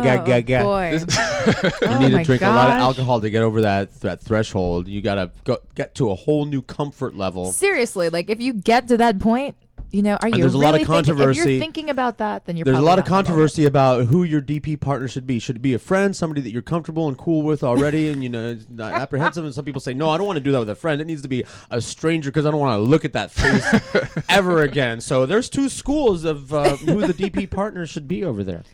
Oh, personally, I don't quibble. I just like whatever. Hey, free cooch. Yeah. Or butt, because you don't always get that. I mean, some people just don't like the butt sex. They dig the dirty penis. Good Lord. They dig the dirty penis. Good Lord. Huh? Oh, yeah. Yeah. I'll, that's another, Sure. Another show. Mm-hmm. Yeah. Or this one. I think I just left my body. Having an out-of-body. No longer. Take that, ayahuasca. I'm no I can get ready to have an out-of-body experience by talking to her. Well, while you're gone, are you one with the universe? Oh my goodness. There's it's one of the chakra points. It'll shock you, all right. It'll shock you. Good one. Jack had a funny line at 126. Points. Comedy Friday. Promo. He's writing it down. Yeah. 26. The chakra promo. Yeah, the whole DP, the taint is one of the sacred chakra points, and if you can get your taint stimulated on both sides at the same time, you're in nirvana. Some priest somewhere has probably tried using that with their congregation. Oh my God. Yeah, congregation. Oh, good Lord. You can only imagine. Yeah. All that. So meanwhile, back to I got to text John Edge. And tell him to call in. Please because call in. Now that we're on this subject, we can. This is like we have momentum, as it's called, in radio, and we can do a smooth segue into anal acrobats because there's a story there. Yeah, we had a whole segment. What just now. Lately about the DP'ing? Yeah, all that. Oh. Thanks to John Etch. Yeah. And his anal acrobat. That was I don't even know how we got into the butts. Anal acrobats. There you go. Lots of lubricants. Anal acrobats. Yeah. By the way, Dirty in dick case jokes. you didn't know that, well, they have the commercials. Have you seen the commercials for the heating gel? As if I need it to be hotter down there. It's like, can it get hotter down there? Yes. Bring out the ice cubes. It's like it's on fire. A personal lubricant with cinnamon in it. Lord Jesus, fire. It burns. Feel the burn. Oh man! If your intercourse was not uncomfortable enough, I was just going downstairs to get they some have pop. all of these lotions that have other effects besides lubricating effects, like the tingling effect. Have you ever bought the body wash that's got that I don't even know what it is in it that makes your skin tingle? Something mentholated. Something mentholated. That's minty. exactly right. Irish Spring makes this is one I've encountered it. Irish Spring made some kind. It had it was invigorating is what the adjective was on the bottle there, and it's got something in it like witch hazel or something that makes your skin all tingly or something. So anyway, they have personal lubricants with tingling elements and everything, and that gave me an idea because when I'm in the sexual accessory aisle at the CVS. Looking at the personal lubricants, I'm wishing that there was an impersonal lubricant on there, which is a lubricant gun that you shoot the other person with. What? I'm just making that up. Yeah, because I didn't think where the hell you were going with that. How does that work? Yeah, you got to squirt the other person with it. It's an impersonal. An impersonal lubricant. Where in the area? See, George Carlin was the one that blame him for getting me to think about things because he would do the spiel about. They would say, when you're getting off the plane or a bus or something like that, please check the area around you for your personal belongings. As opposed to my impersonal belongings. My belongings are mine. Therefore, there's no such thing as a belonging that isn't personal. They're all your personal belongings. And it just gets you thinking about, people throw in extraneous shit all the time. All the time. All the time. And when you really listen to what people say, you start picking out the fact that they're just throwing extra words in there that don't mean anything. Like, and I'm thinking on the bus, when I get on the bus and I took all these cross-country bus trips, I would always think of the things that George Carlin says and some new ones. I picked up new ones that he doesn't include. Like the bus driver says, for your convenience, a restroom is located in the rear of the bus. For your inconvenience. But that's not very convenient. Like, he could have just said, there's a restroom at the rear of the bus. Yes. We know it's there for our convenience. Mm-hmm. It's not there for our inconvenience. Right. And for your inconvenience, the restroom is located at the front of the bus so that you can't get on and off the bus because there's a restroom there. How inconvenient. Yeah. It's conveniently located at the back of the bus. Which, by the way, remind me later when Larry gets here. Say, I didn't know Larry was going to get here at 2 o'clock. I got to sit on all this material because I've got this whole.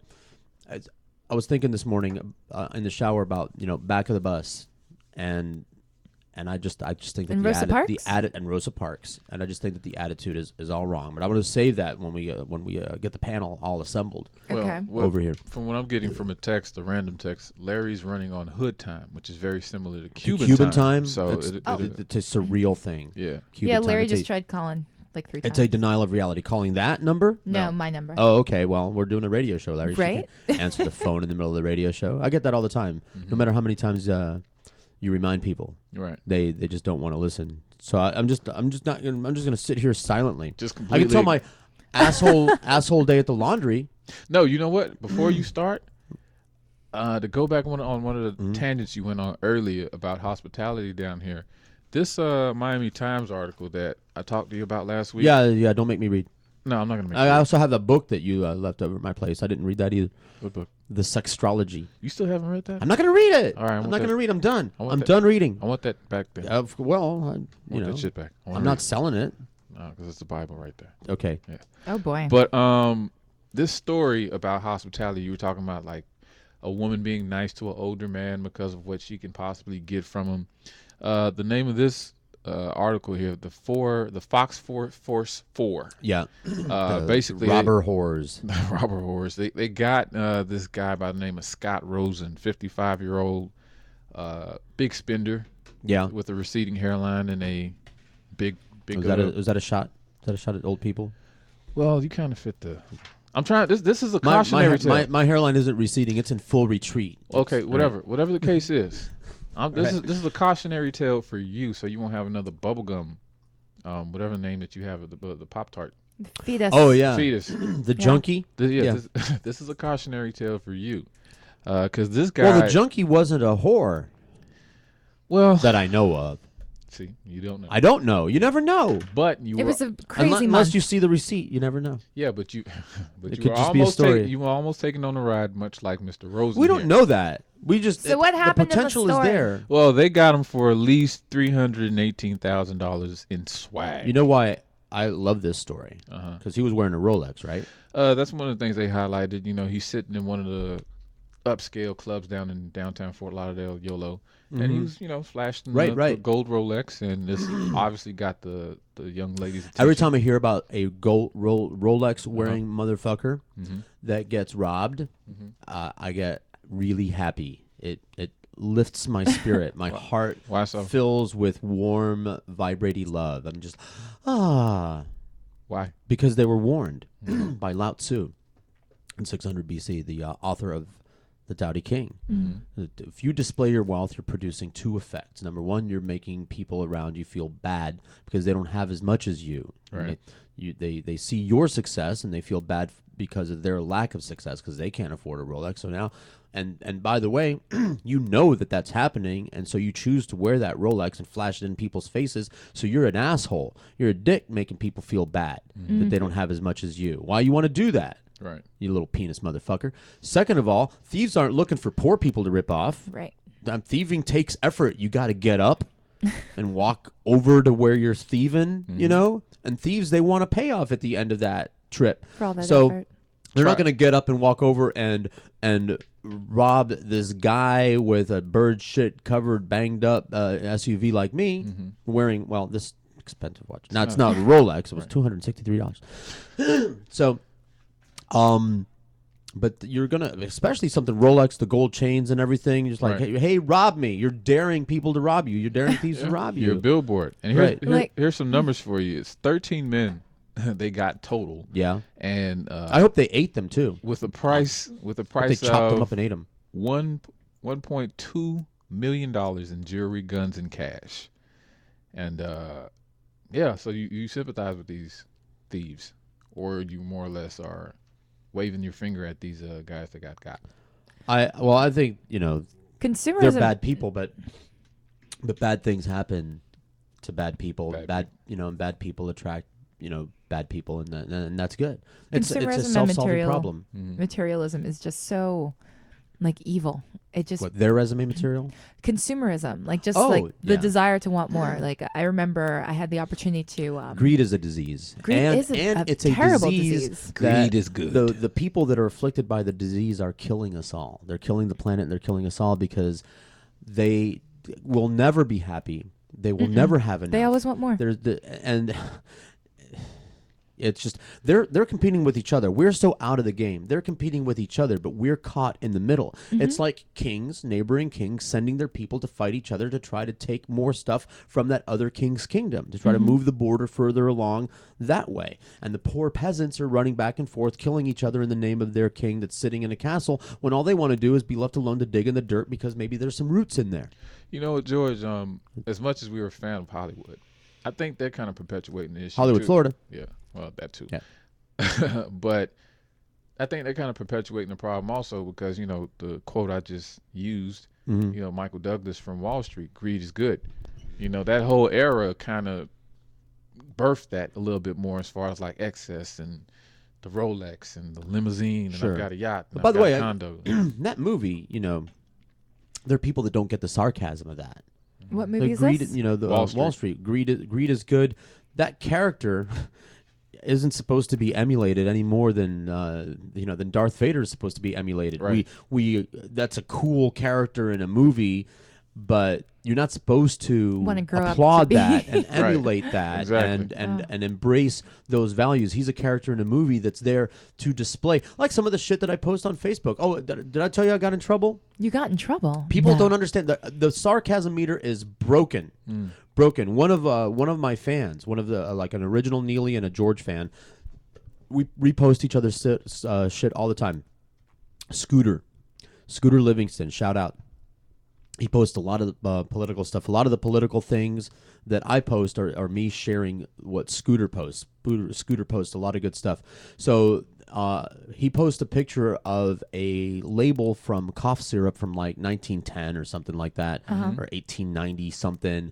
And this is a non-political thing. It was just humorous. And it's listing off the ingredients. And it's got like everything. It's got codeine, morphine, opium, cocaine, alcohol, ether. It had ether, like you can drink ether. It just had all this ridiculous and like little 4%, 2% alcohol, 10%, and there were a whole bunch of comments, and they were all some comments funnier than others. Just everybody, it was like a funny comment contest chain. There were a lot. There were like already 10 or 12 up ahead of me, people making jokes about this cough syrup.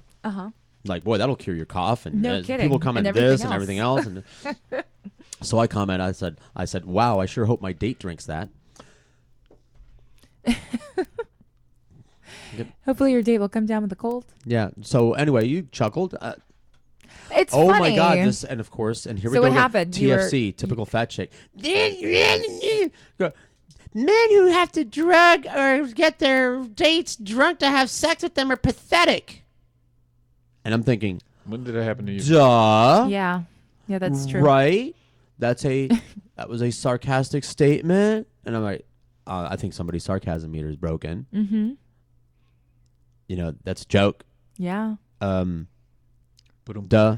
Like this chick. This is one of Scooter's followers. This bitch doesn't know from me. Doesn't know what a feminist I am. That I'm, the daughters and everything, and how I want the world to be a wonderful place for women, and I don't like rape, and I did, oh my God! Which sarcasm brings things to light, like a sarcastic character. Like you can have an evil character that's an example of evil in a movie to show you how not to be. That's how you're supposed to take things like that. But people, sarcasm goes right over their head. Yeah. So we get into a little back and forth thing, and it's like reminded me of the thing that the daughter's friend. When I posted the meme, it's sarcastic, you people. It's supposed to draw attention to the issue.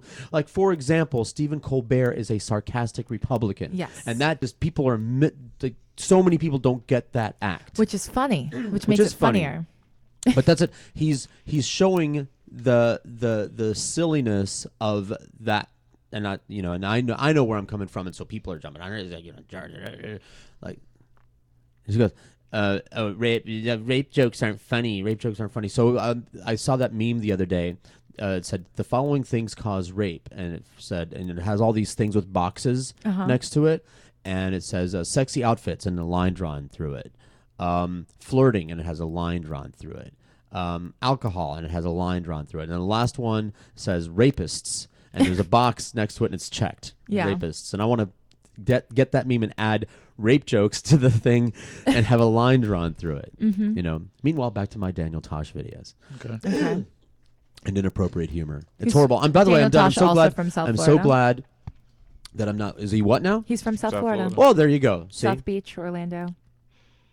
Yeah. And I'm not, because the whole story, what he did, I'm not going to stand up and defend him in that. What happened? He was making some rape jokes, and somebody in the crowd said, so a woman in the crowd said, rape jokes aren't funny. And he responded by saying, you know what would be funny right now is if somebody raped that chick, like right now. Mm. And so it came off like, it came off like he was encouraging someone in the crowd to rape the woman right there in the middle of the club. Now, my opinion, because here's something that I discovered about my opinion. My opinion doesn't matter. Okay, and this actually goes to the religious conversation that I've been developing and evolving on. My opinion doesn't matter. What I believe doesn't matter. Whether or not I think that rape jokes are funny doesn't matter. Mm-hmm. Okay, what I think of Daniel Tosh doesn't matter. My opinion of Daniel Tosh isn't going to make him more or less money. Mm-hmm. It'll no effect on him whatsoever. So this is just making sounds with my mouth, like a comedian is making sounds with his mouth. Mm-hmm. So. And we could go on and on all day about what's funny and what's not. And there are people like Neil would be accused of that all the time, of not knowing where the line is, not knowing where the limit is. But I just think that you don't help your cause. Like if that is a particular issue to you, whatever your issue is, whether it's animal rights or women's rights or something, you're not helping your issue by coming off humorless. That maybe it would be the better part of valor to let something go and dedicate your efforts into some positive action that didn't invite an argument over something that is really not that relevant. Because I don't believe that men are encouraged to rape because they heard Daniel Tosh make a rape joke. I don't think that has an effect on rapists whatsoever. I think that at best it hurts feelings, but that's what a lot of comedians do, is they hurt feelings. And they say raw and outlandish and wild things on purpose to try to get attention. He got a lot of attention over that. And you have to like the devil, demonic rock and gangster rap that I keep trying to explain to people whenever I hear somebody have a problem with those two things. I said, don't you understand that you are producing the effect that they are going for, that you are actually having the kind of reaction that they're hoping to have.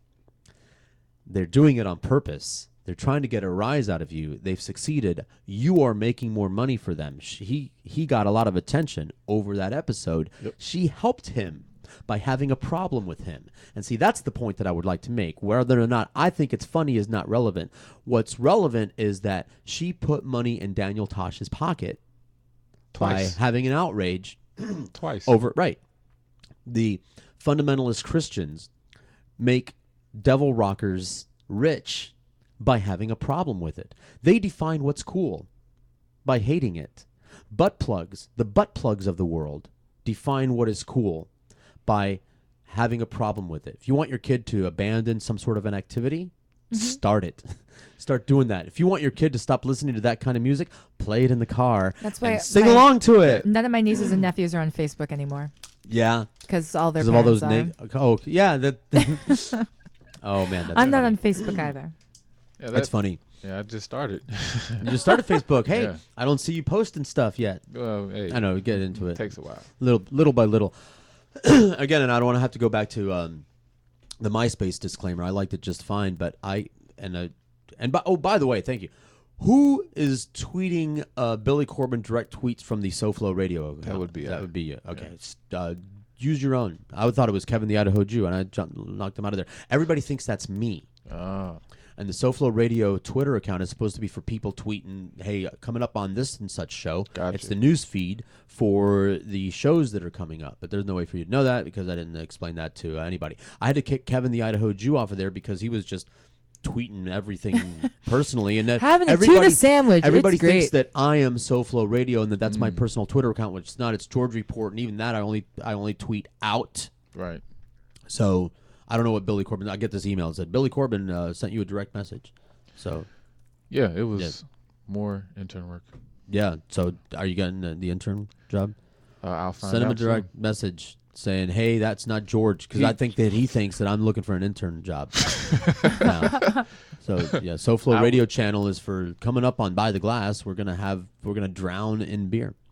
Did I mention that Seattle won the beer bowl? Yes, you did. Today. Yeah, I do. I do remember. And here's a thing. And here's a funny thing. But back in the days when I pretended to give a shit about the sports ball, about the games other men play.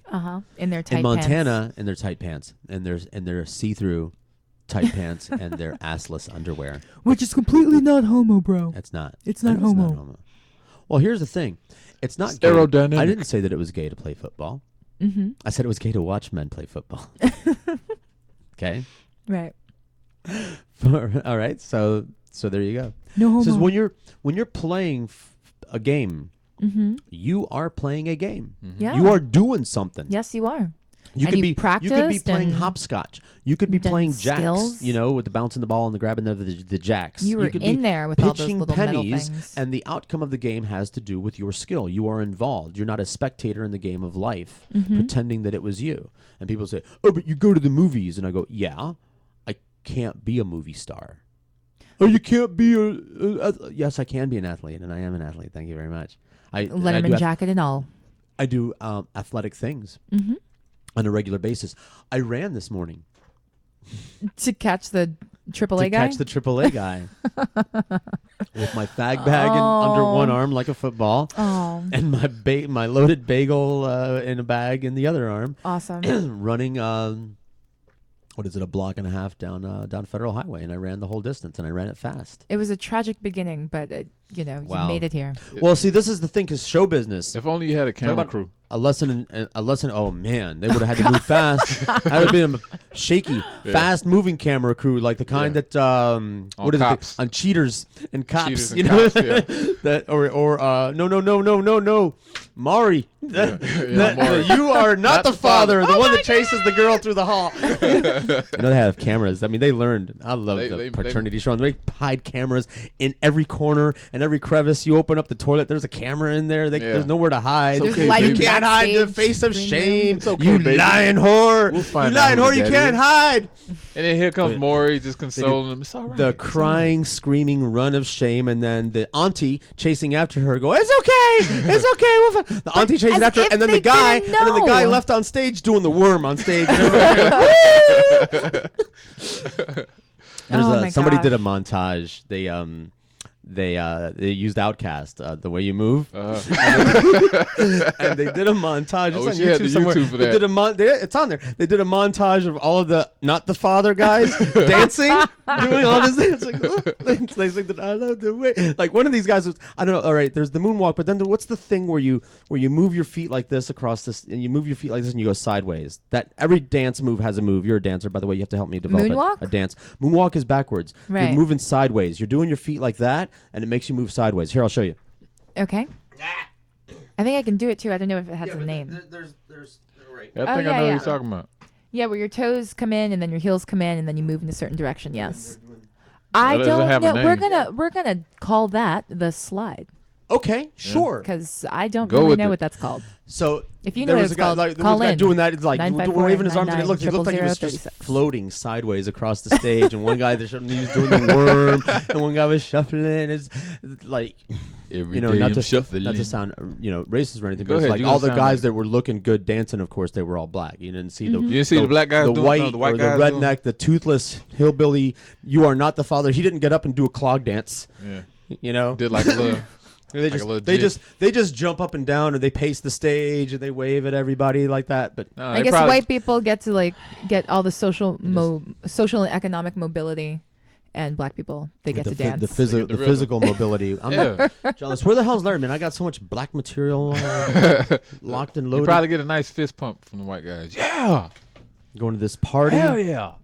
Party? I got things to say. Do you want to go to this party Wednesday? I'm going to need help. The birthday bash. I did the ayahuasca ceremony in preparation for my birthday, which is next Friday. So next Friday we're going to have. We should talk about that because next Friday, which is the 7th. Yes, my birthday. It's a Randy birthday extravaganza with Suds and possibly Brit. Oh my God! Brit. It's gonna be amazing. And it ought to be. Mm-hmm. Then the following week on Valentine's Day, Friday the 14th, is Valentine's Day. We'll be having deep breath. Take it easy there, George. You can do this. I have an idea who you Ready? about to say. Lisa Correa. Yay, Who's Lisa. merely going to be the chauffeuress for Paul Mercuro. Mercuro, I don't even know how to say his name. I keep wanting to say Paul Mercutio, who's the guy with the buns from that movie. Paul Mercuro, funny guy. Good stuff for the Valentine's Day show. Good stuff. And yeah. And there we go. So I'm very excited about next week. We got lots of people booked up. And then eventually, somewhere down the horizon, as soon as I get Rob from the Daily Beer Review to call me, we're going to have a beer show at some point with Rob and at least one other beer person. The at least one other person is going to be Intuan Punsawat. Ooh, Intuan Punsawat. Looking forward to making your acquaintance. Nothing funny about that name Intuan. at all. She is a tall, beautiful woman with perfect skin, a classy married lady, and just the coolest lady. And anybody that gives me free beer gets a review like that. That was part of myself. She was at the because the beer is really good. It tastes good. It's an all malt beer, but it's not dark like Guinness. And I know I loves my Guinness, but a lot of people are put off by that. So we're at we're doing a Buy the Glass remote at one of the beer festivals up in Fort Lauderdale. That's coming up, or you just did? No, this was like a couple years ago. Okay. Or last year. How long has that show been City on? Link Beer Fest or something. It's been about 2 years. Awesome. City Link Beer Fest or something like that. And there's Intuan. I knew her from, she had been on the show previously and gave me a t-shirt, polo shirt, stuff, beer, free beer. And they're setting up the booth, and they've got, and I had just got done setting up our booth, hauling equipment back and forth, setting things up, running wires, and I'm all sweaty, kind of like this studio used to be. I'm all sweaty from the face, and I see Intuan, and they've got this giant vat, like one of those big drums, those barrels, full of beer with ice all over it. And I'm like, oh, Intuan, you know I like your beer. And I like your beer. And she's got this cute little Thai assistant there with her, just a cute little honey bunny Thai girl. This is like all of your fetishes combined into one. I'm not event. I don't have a particular Asian thing. Like, like, oh, Asian women. I'm not. But like Irish. Big My thing is vats of Irish. ice and redheads. Oh yeah. And big toothy mouths, which women. is why I'm in love with Lisa Correa, because like Tony Tennille or Carly Simon, just big old mouthful of teeth. So anyway, and Intuan's like, get him a beer, and so the girl gets me a beer. And I drink it. I just like, I drink it right there. And then I ask her, like, she turns around. I said, hey, you think I could get one more? And she turns around and goes, to take with you? And I go, no, to drink now. I was like, I'm done. She goes, wow, you drink fast. And Intuan goes, and Intuan says to her, he's a professional. Perfect. Yeah, I thought and that was so very funny. true. So that just sealed the love there, and especially the free beer thing. But the reason that I need to get them in the studio together is because Rob said that a beer without hops isn't really a beer, and so I think that warrants discussion with him as the expert, and maybe we can get Brett to either visit or call in during his because this is a Buy the Glass spin-off show. We don't call this stealing By the Glass guests. Okay. You don't call it that. No, we don't call it that. It pretty much kind of is. We call it a spin-off show. Oh, here we go. I can't, bro. Okay. All right. So John Etch can't call in. So I'm going to tell the John Etch story. All right. There are visual aids here. Let me get my purse. Yeah, with the anal my contingency acrobatics bag. This is the person presses chicks, not the way that it looks, but there's like everything that you need is in here. You are a Boy Scout. You are ready and prepared for every I've been called and anything. Batman, Superman, a Boy Scout, but I've decided on the one that. Oh no, where's? Should I call you a Man Scout? Yeah, I decided that can have a different connotation. That's cool. A Man Scout? I don't know. Oh, my visual aids aren't in here. Really? Man Scout. I put them in a case. 2 CDs. Remember, Anal Acrobats. Oh, I was going to show. I was going to use these for visual aids, and I guess I didn't. Oh wait. So the nickname that I decided that I'm going to go with is Felix the Cat because he had a magical bag of tricks. Okay. Felix the Cat was a wonderful cat, and he would walk around helping people when they were in. You know the song. We might have the song in there. Type in Felix, not Felix the house cat, the electronic music guy. Boom, boom, Felix the little black cat. Felix the cat. Yeah, cat. When Whenever you he gets mention in Felix a the fix, cat, I think of little. Here. What's her name? Betty Boop. Yes, same kind of thing. Whenever he gets in a fix, he reaches into his bag of tricks, and I have a bag of tricks. My contingency bag that I can do anything with it. Turn up your pot.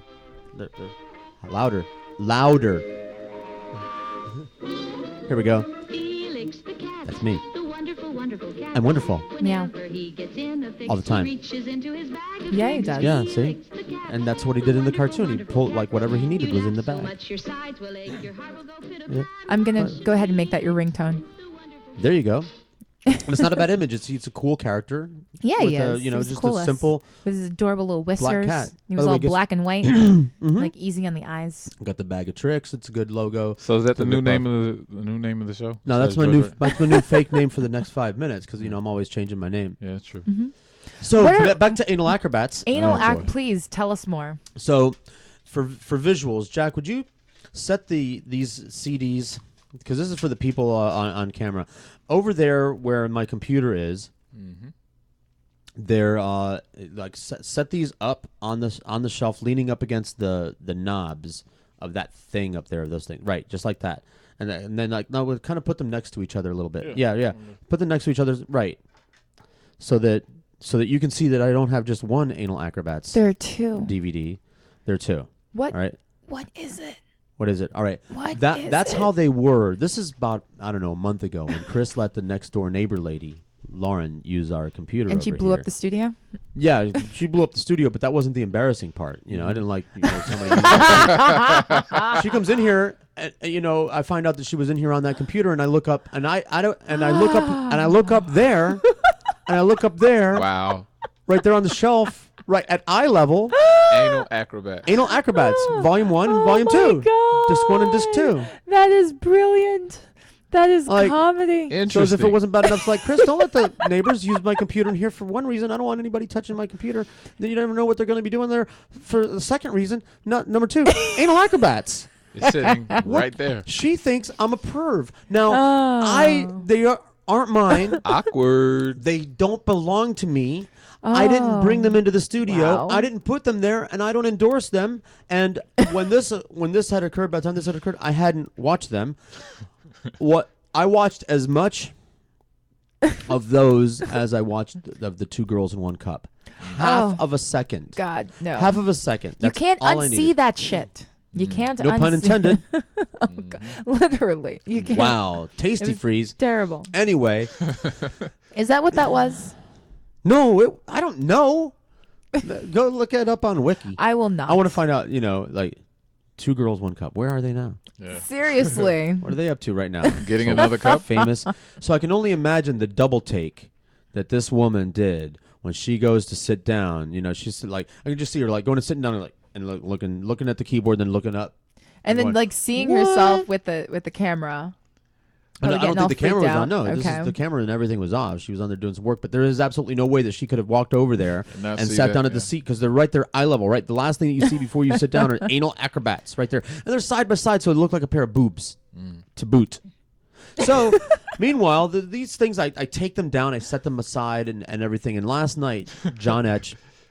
I tell them the story, and they all think it's really funny. Etch and the heads think that it's hysterical. By the way, right after By the Glass, from By the Glass is 6 to 7 on Thursdays, and then from 8 to 10, it's John Etch and the Sports Heads. 8 to 10 Tuesdays and Thursdays here on SoFloRadio.com is live. Don't forget Silverman on Sports from 7 to 9 live. And then the Powwow 3 days a week, 9 o'clock.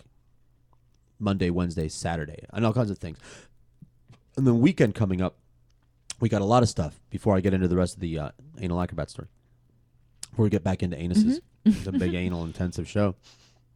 Anal retentive, yeah. Immediately following this show, we have the She's Only Rock and Roll SoFloRadio.com simulcast, which we call the She Play. Yes. And immediately followed by Gnarly Charlie's Totally Awesome Retro Party. Did I get that right? Yes, you did. Which is so totally awesome that we play that all weekend long. You can hear it again tomorrow morning, tomorrow evening, and then again on Sunday evening because we want to milk that cow. It's a good time. I'm going to squeeze every drop of juice from Gnarly Totally Charlie. awesome. From the totally 80s. awesome time. It's an amazing time. How did Gnarly Charlie get his name? How did Gnarly Charlie get his name? His toes. So. Oh, his toes were gnarly? Not were. They are. They are right now. Oh, they're currently wow. gnarly. Yeah. Well, good thing this is radio. Out. Speaking of gnarly, George, did So, you get? Go ahead. No, I wasn't done with my ass story. Yeah, go. I was trying to avoid that. Go ahead. There is no avoiding. Making a list of Resistance is futile. Things that Jack wants to avoid. Any anal talk. Oh, really? Is it the anal talk or the homosexuality talk or both? I mean, you can't have one without the other. Because if we Does really it want to make make Jack you uncomfortable, no, not really. we can talk about anal gay sex if that'll like really drive you over the edge. On that note, It's like, I you ever, this you ever watch the Power Rangers? Yeah. Where they had one of every color. Uh-huh. Yeah, I was the Rump Ranger. Get it? No. No. Anyway, That was bad. Crickets. So back to Anal Invader. Anal Invader? What the hell? Sorry. Why? Back to Anal Acrobats. So I'm telling John that story, and they all think that it's really funny. And I try to hand him the CDs, the DVDs, and He won't goes, take them. And he goes, no, I left them here for you to watch. And I go, I realize that and appreciate that. Thank you, but no, thank you. Mm-hmm. I'm not like. My porn taste, especially now that I'm a single guy and alone and everything like that, and I've been allowed to explore the further reaches and depths of my internet pervertedness, my porn is still so very normal. And I don't like weird, freaky shit like amputees or midgets or animals or what that is. What? No bestiality? What that is. Not into that? Depraved. No, I mean, yeah. I mean, as close as I get to bestiality is a woman with hairy armpits. Like that I can handle because I'm from the 70s and it's like, y'all don't scare me. Flashbacks, huh? Hair doesn't scare me. Besides, it's a temporary thing. If the speaking of hair, I don't know if that's attached or what, but it's kind of freaking me out. No, it's not attached. It was just sitting there. Was it a lash? It says it was a protozoan. I think it was a paramecium or something. Probably from like my makeup brush. It was it looked like a makeup brush bristle. Thank you so much, Georgie. So I'm given and John and I'm an accommodating kind of guy. Like if you give me a DVD and say, hey George, this is a really good movie, I think you should watch it, I'll watch it. I'm not gonna agree ahead of time to like it, but I'll give it a shot. I'm an open-minded kind of guy.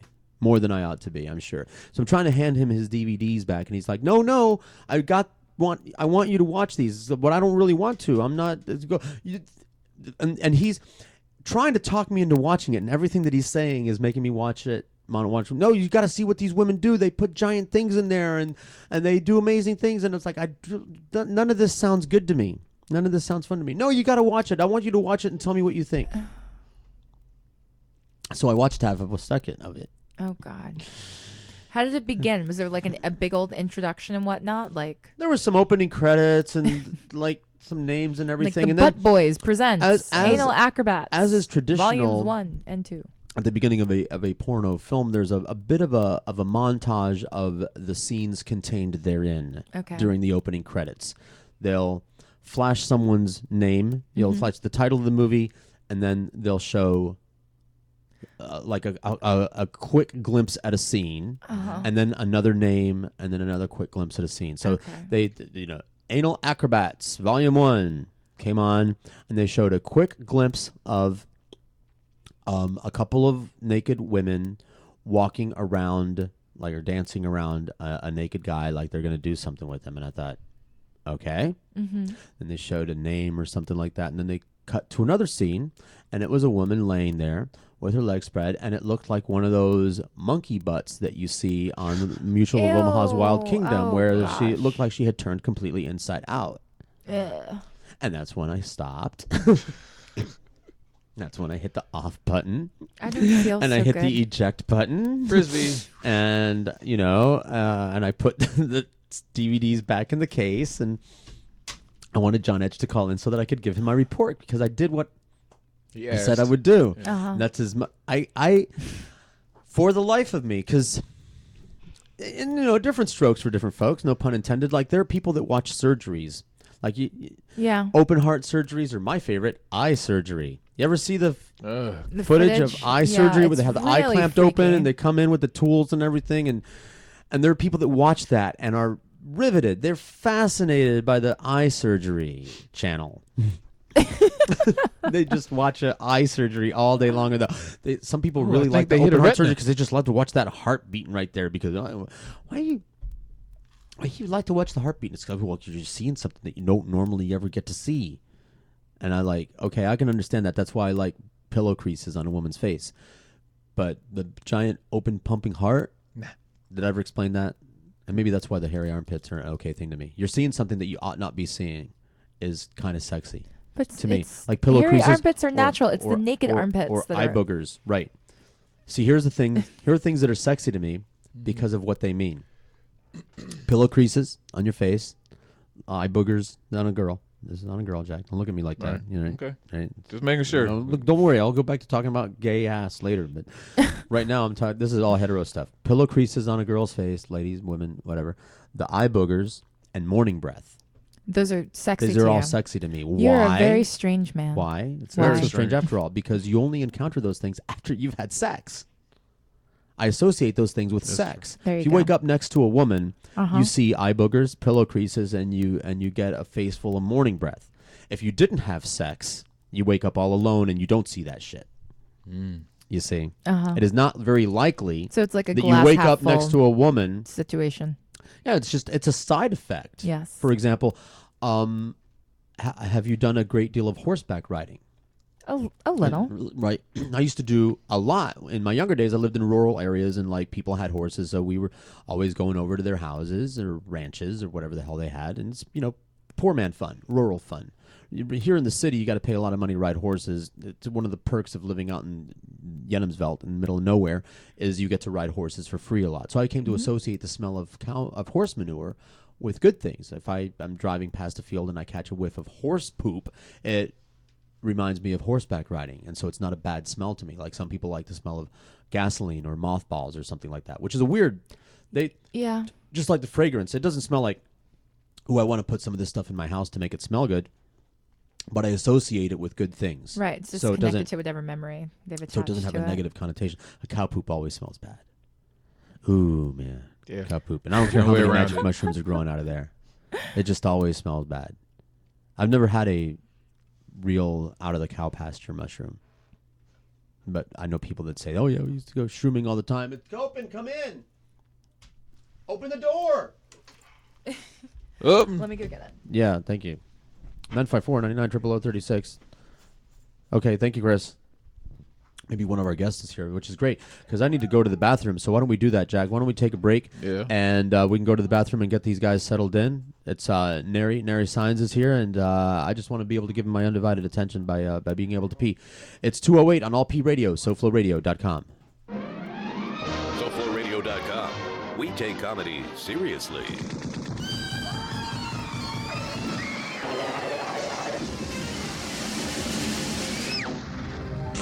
SoFloRadio.com.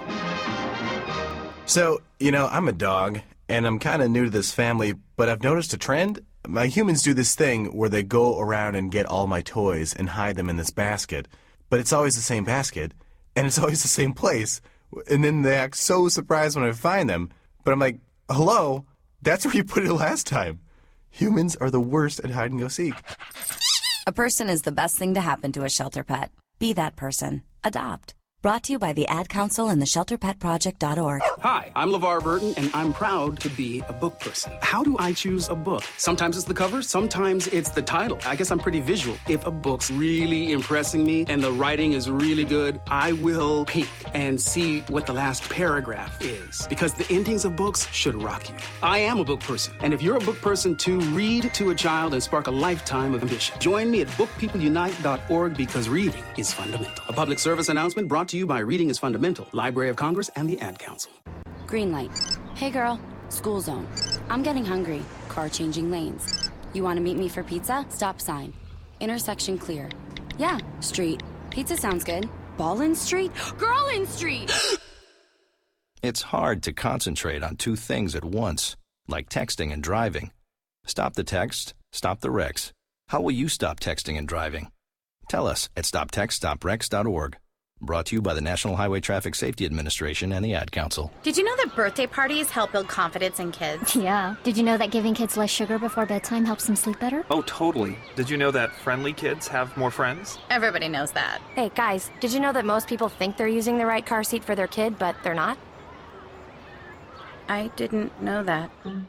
Parents who really know it all know for sure that their child is in the right car seat at the right age and size. Visit safercar.gov/the-right seat to make sure your child is protected. Brought to you by the National Highway Traffic Safety Administration and the Ad Council.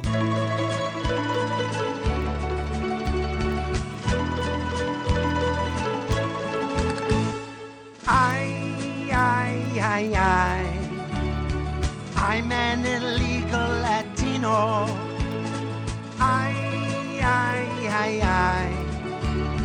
And I say buenos dias. I'm sneaking into the US of A, and I'll make my home in an old Chevrolet. I don't need insurance, I'll work for low pay. I see border agents and I run away.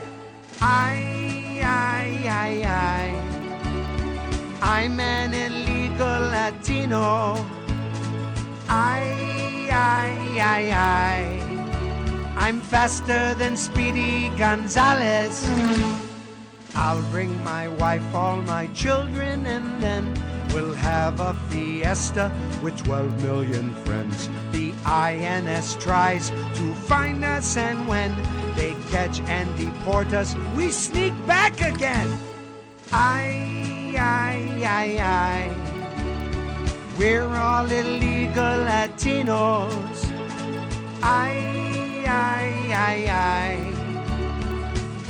Vámonos, muchachos! I became part of a smuggling scheme to try to attain the American dream. I want all the things that I see on TV. The Frito Banditos got nothing on me. I'm an illegal Latino.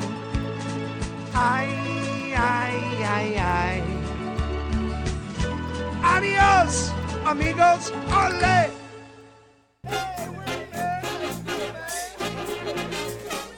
Look at who that is. Everybody look at who that is. Lordy, lordy, look at who that is. Daddy Willie T. Ribs. He's a racing whiz. Racing around in his car, that is. The race driver that never wins. Daddy Willie T. Ribs. Now see here, all you kids. They call me Mr. Ribs. One day soon I'll win a race in my Rocket 88. Oh, well, hey, baby. You sure look fine today. Uh-huh, Mr. Ribs, did you win the race? Oh, well, I came in at 35th place. Well, you earned yourself some ribs on a plate. Forget that, honey. How's about a date? I ain't gonna take that chance. Not if you keep coming in last. Is that why you don't go out with me? You're way too slow. You can't compete. Well, I may be slow on the street, but I sure be fast on my feet.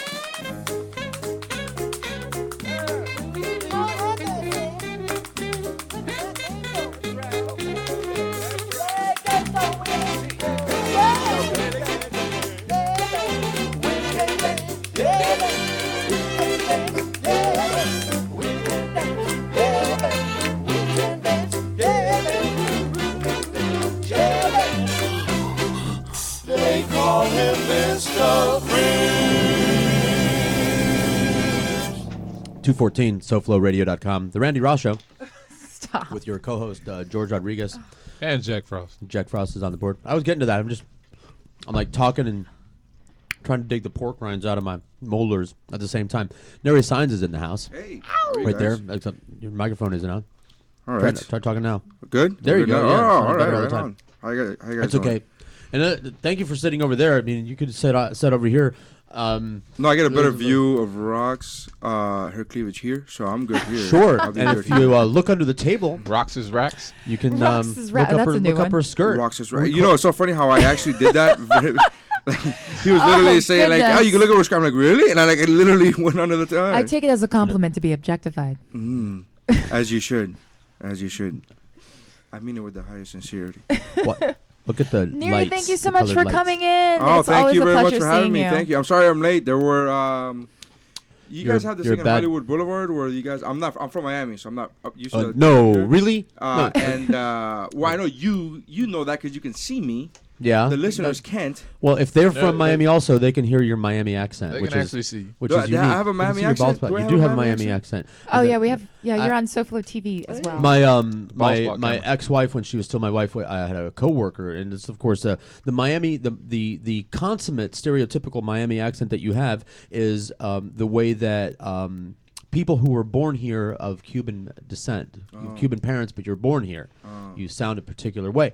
And one of my coworkers Is it the one I who have? said, "Yeah, the one that you have," and he said, I'm "I don't not Cuban because he said or have Cuban I don't parents, have, you have and I wasn't born here, so that's amazing. But you You've been are around Cubans. But Yeah. but you are Hispanic in origin. Yeah. So, yeah, I like got it Puerto from Rican. that. No.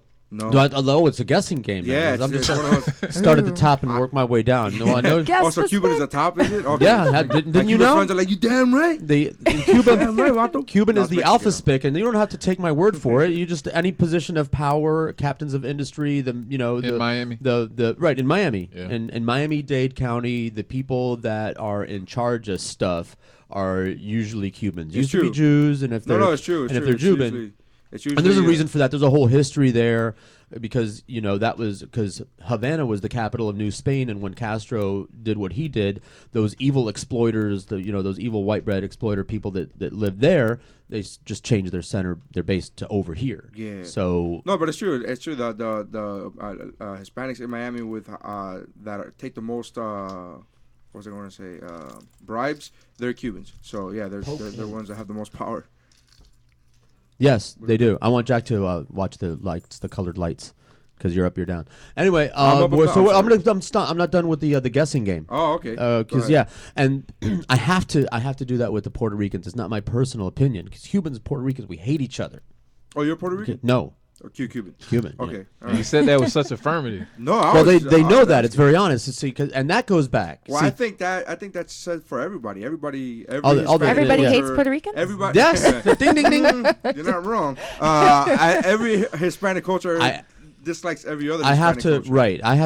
I have to give Puerto Ricans runner-up status, or they'll kill me. Yes. We've already had this discussion with them because and it goes back historically. you There's on a reason the Chinese flags box. look the same except for the color scheme is because the revolution against Spain. A lot of people don't know that the Spanish-American War was when America got involved with it, but Spain's colonies were revolting against Spain all at the same time, including the Philippines, Cuba, Puerto Rico. They were all revolting together, and Cuba and Puerto Rico designed their flag together to show solidarity for each other. So they were brothers back then, fighting the common enemy Spain. And once that war ended, then they went back to slap fighting each other about who's better. By the way, it's the Cubans. Clearly. So clearly, No bias? But by the way, Cubans represent 4.6% of the Hispanic population in the United States. 4.6%. All right, so there's way more Mexicans in Los Angeles than there are Cubans in Miami. Right? Well, yes. Yes. But however, LA is spread out further. LA is spread out, but therefore nevertheless, you don't really see them as. Nevertheless, if you added just take the area for further distance, and then you see another one. You go, oh shit, and then let's go big picture. Take the LA area and let's take the Miami area. There are way more Mexicans in the LA area than there are Cubans in Miami. Okay. Way more, right? Right. And there are way more Puerto Ricans in New York than there are Cubans in Miami. And Dominicans, a lot of Dominicans. Right. In New York. A lot of Dominicans in New York. Right, but the Mexicans don't own LA or run it. What? Do they? As far as he's talking about No, politics. Touche. Okay. Right? Gotcha. I'm talking about the owners of the city who work at the tops of skyscrapers and wear the expensive suits. It isn't the Mexicans. No. And in New York, that city, there are way more Puerto Ricans in New York than there are Cubans in Miami. But the What? Puerto Ricans don't run New York.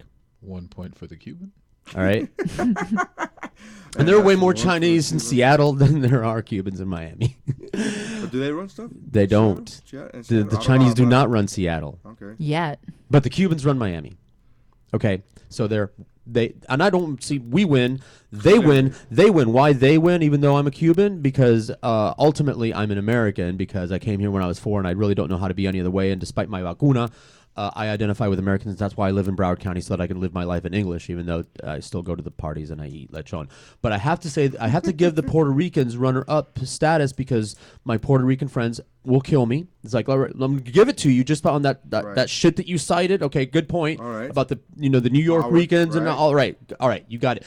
But you better give us runner-up over the Spanish-American War because we were brothers in arms. Yeah, but somebody could say, and just in sheer numbers, some people could say, to your point of Mexicans not running LA and Puerto Ricans not running New York, that you saying Cubans run Miami, and which is true. However, Miami is no New York or LA. No, every city is unique. No, I'm just saying, but it's in the statute of power cities, Miami does not rank third. And the circumstances were different. For example, when first of all, the Mexicans were in that area first. All right, the border moved around them. All right, that was Spanish territory, California. Right, that's some shit too. Yeah, we didn't cross the border. Some people don't like you so much. They're like, you know what? You stay where you are. We'll move our shit around you. La ciudad. You stay over there. Right. Just stay where you are right now, and I'll move my fence around it's you. It's a Spanish city, the city of the angels, Los Angeles. Right, it's a Spanish city. It's San Spanish Diego. name. So they moved the border. But the Mexicans that were there, first of all, they were already there, and the other immigrants were immigrants. And same thing in Puerto Rico and New York. Puerto Ricans went to New York not as like conquerors, not captains of industry moving all of their industrial centers.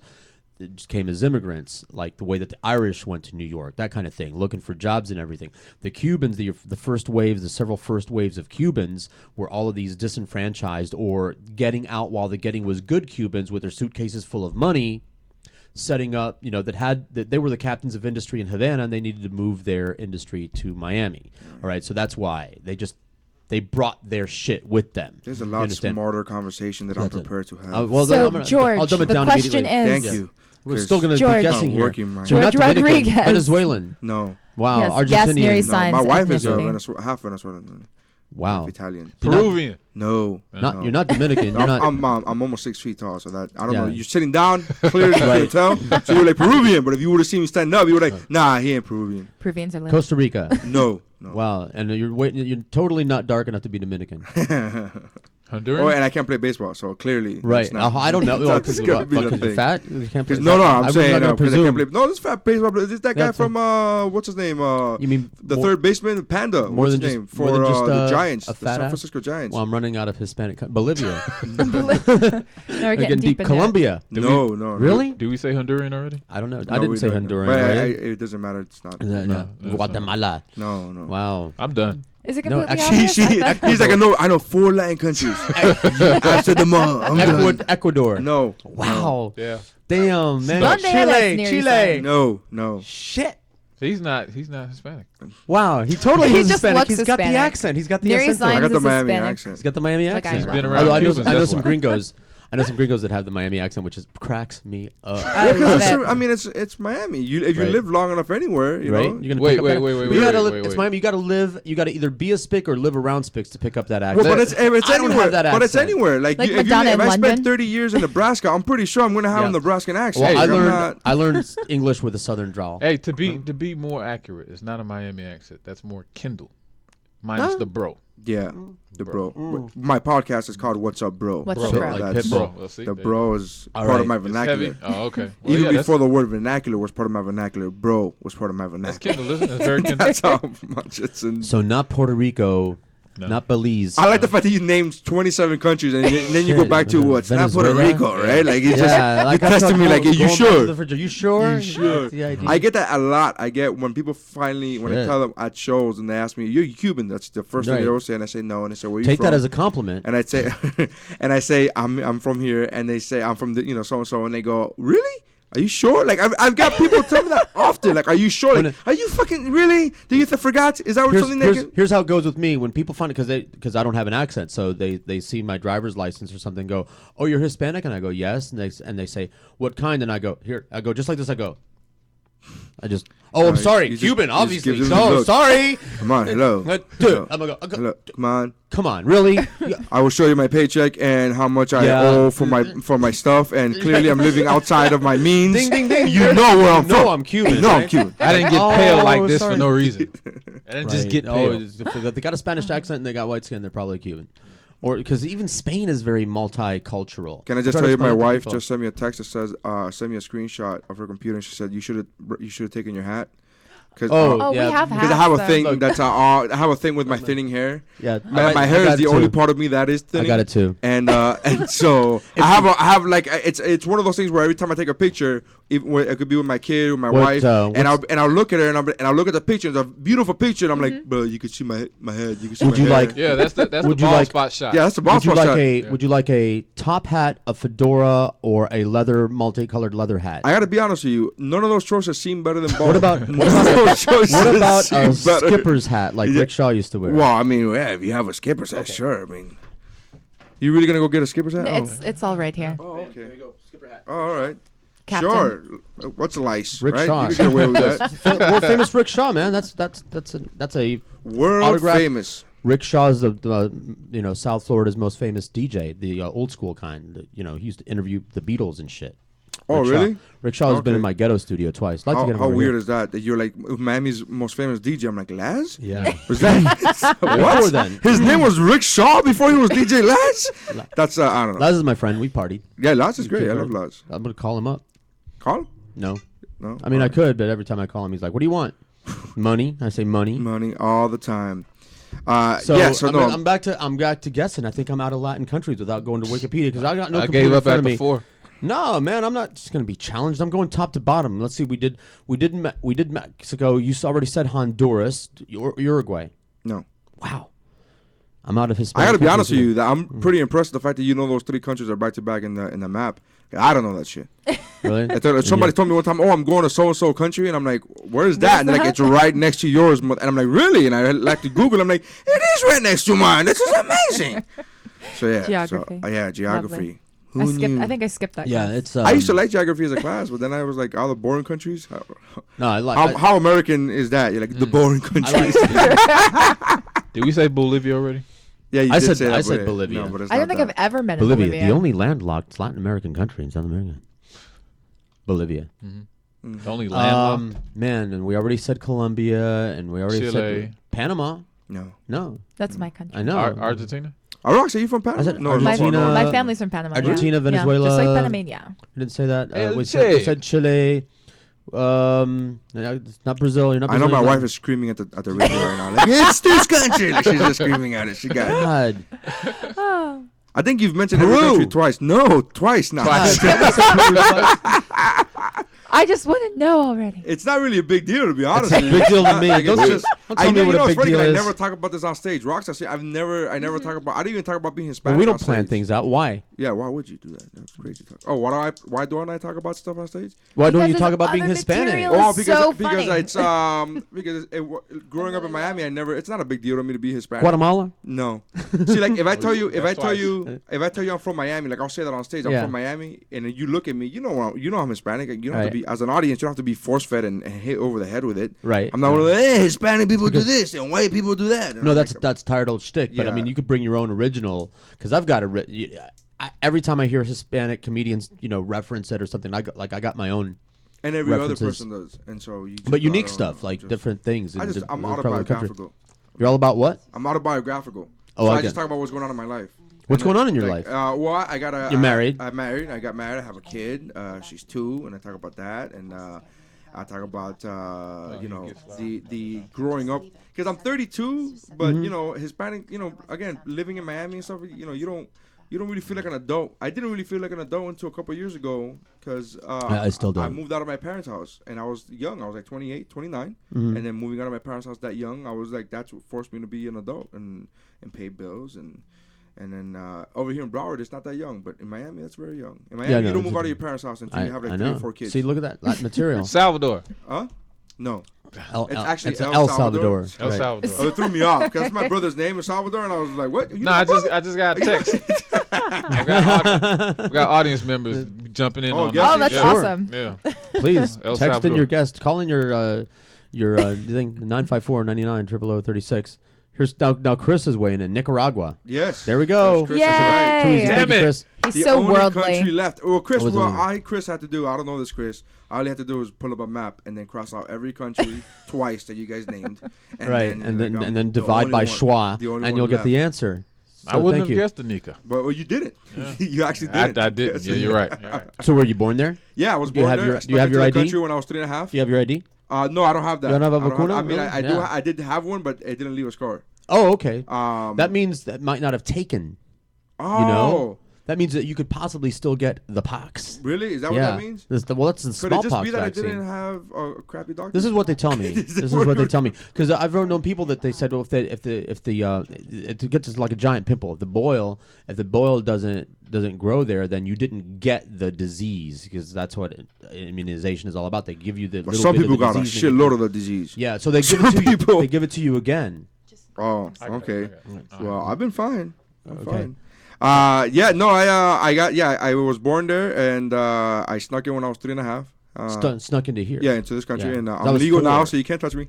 Yeah. And I'm Cuban, so yeah, I don't even know what to tell you. Yeah, I don't know. You touched sand, and you were good. And you were No, good in to those go. days, because I'm old, so in my day, the American taxpayers send planes over.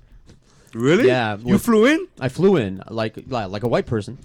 Crazy. I know. I flew in They too, sent but a I had plane- to change my passport they sent a- name. I was no. some lady's fake They sent a child. plane in the store. They served me Coke on the plane, Coca-Cola, I should Yeah. say. And then as soon as you get to America, and because it was the old school, like those DC-3s where they wheel the ladder up to the plane.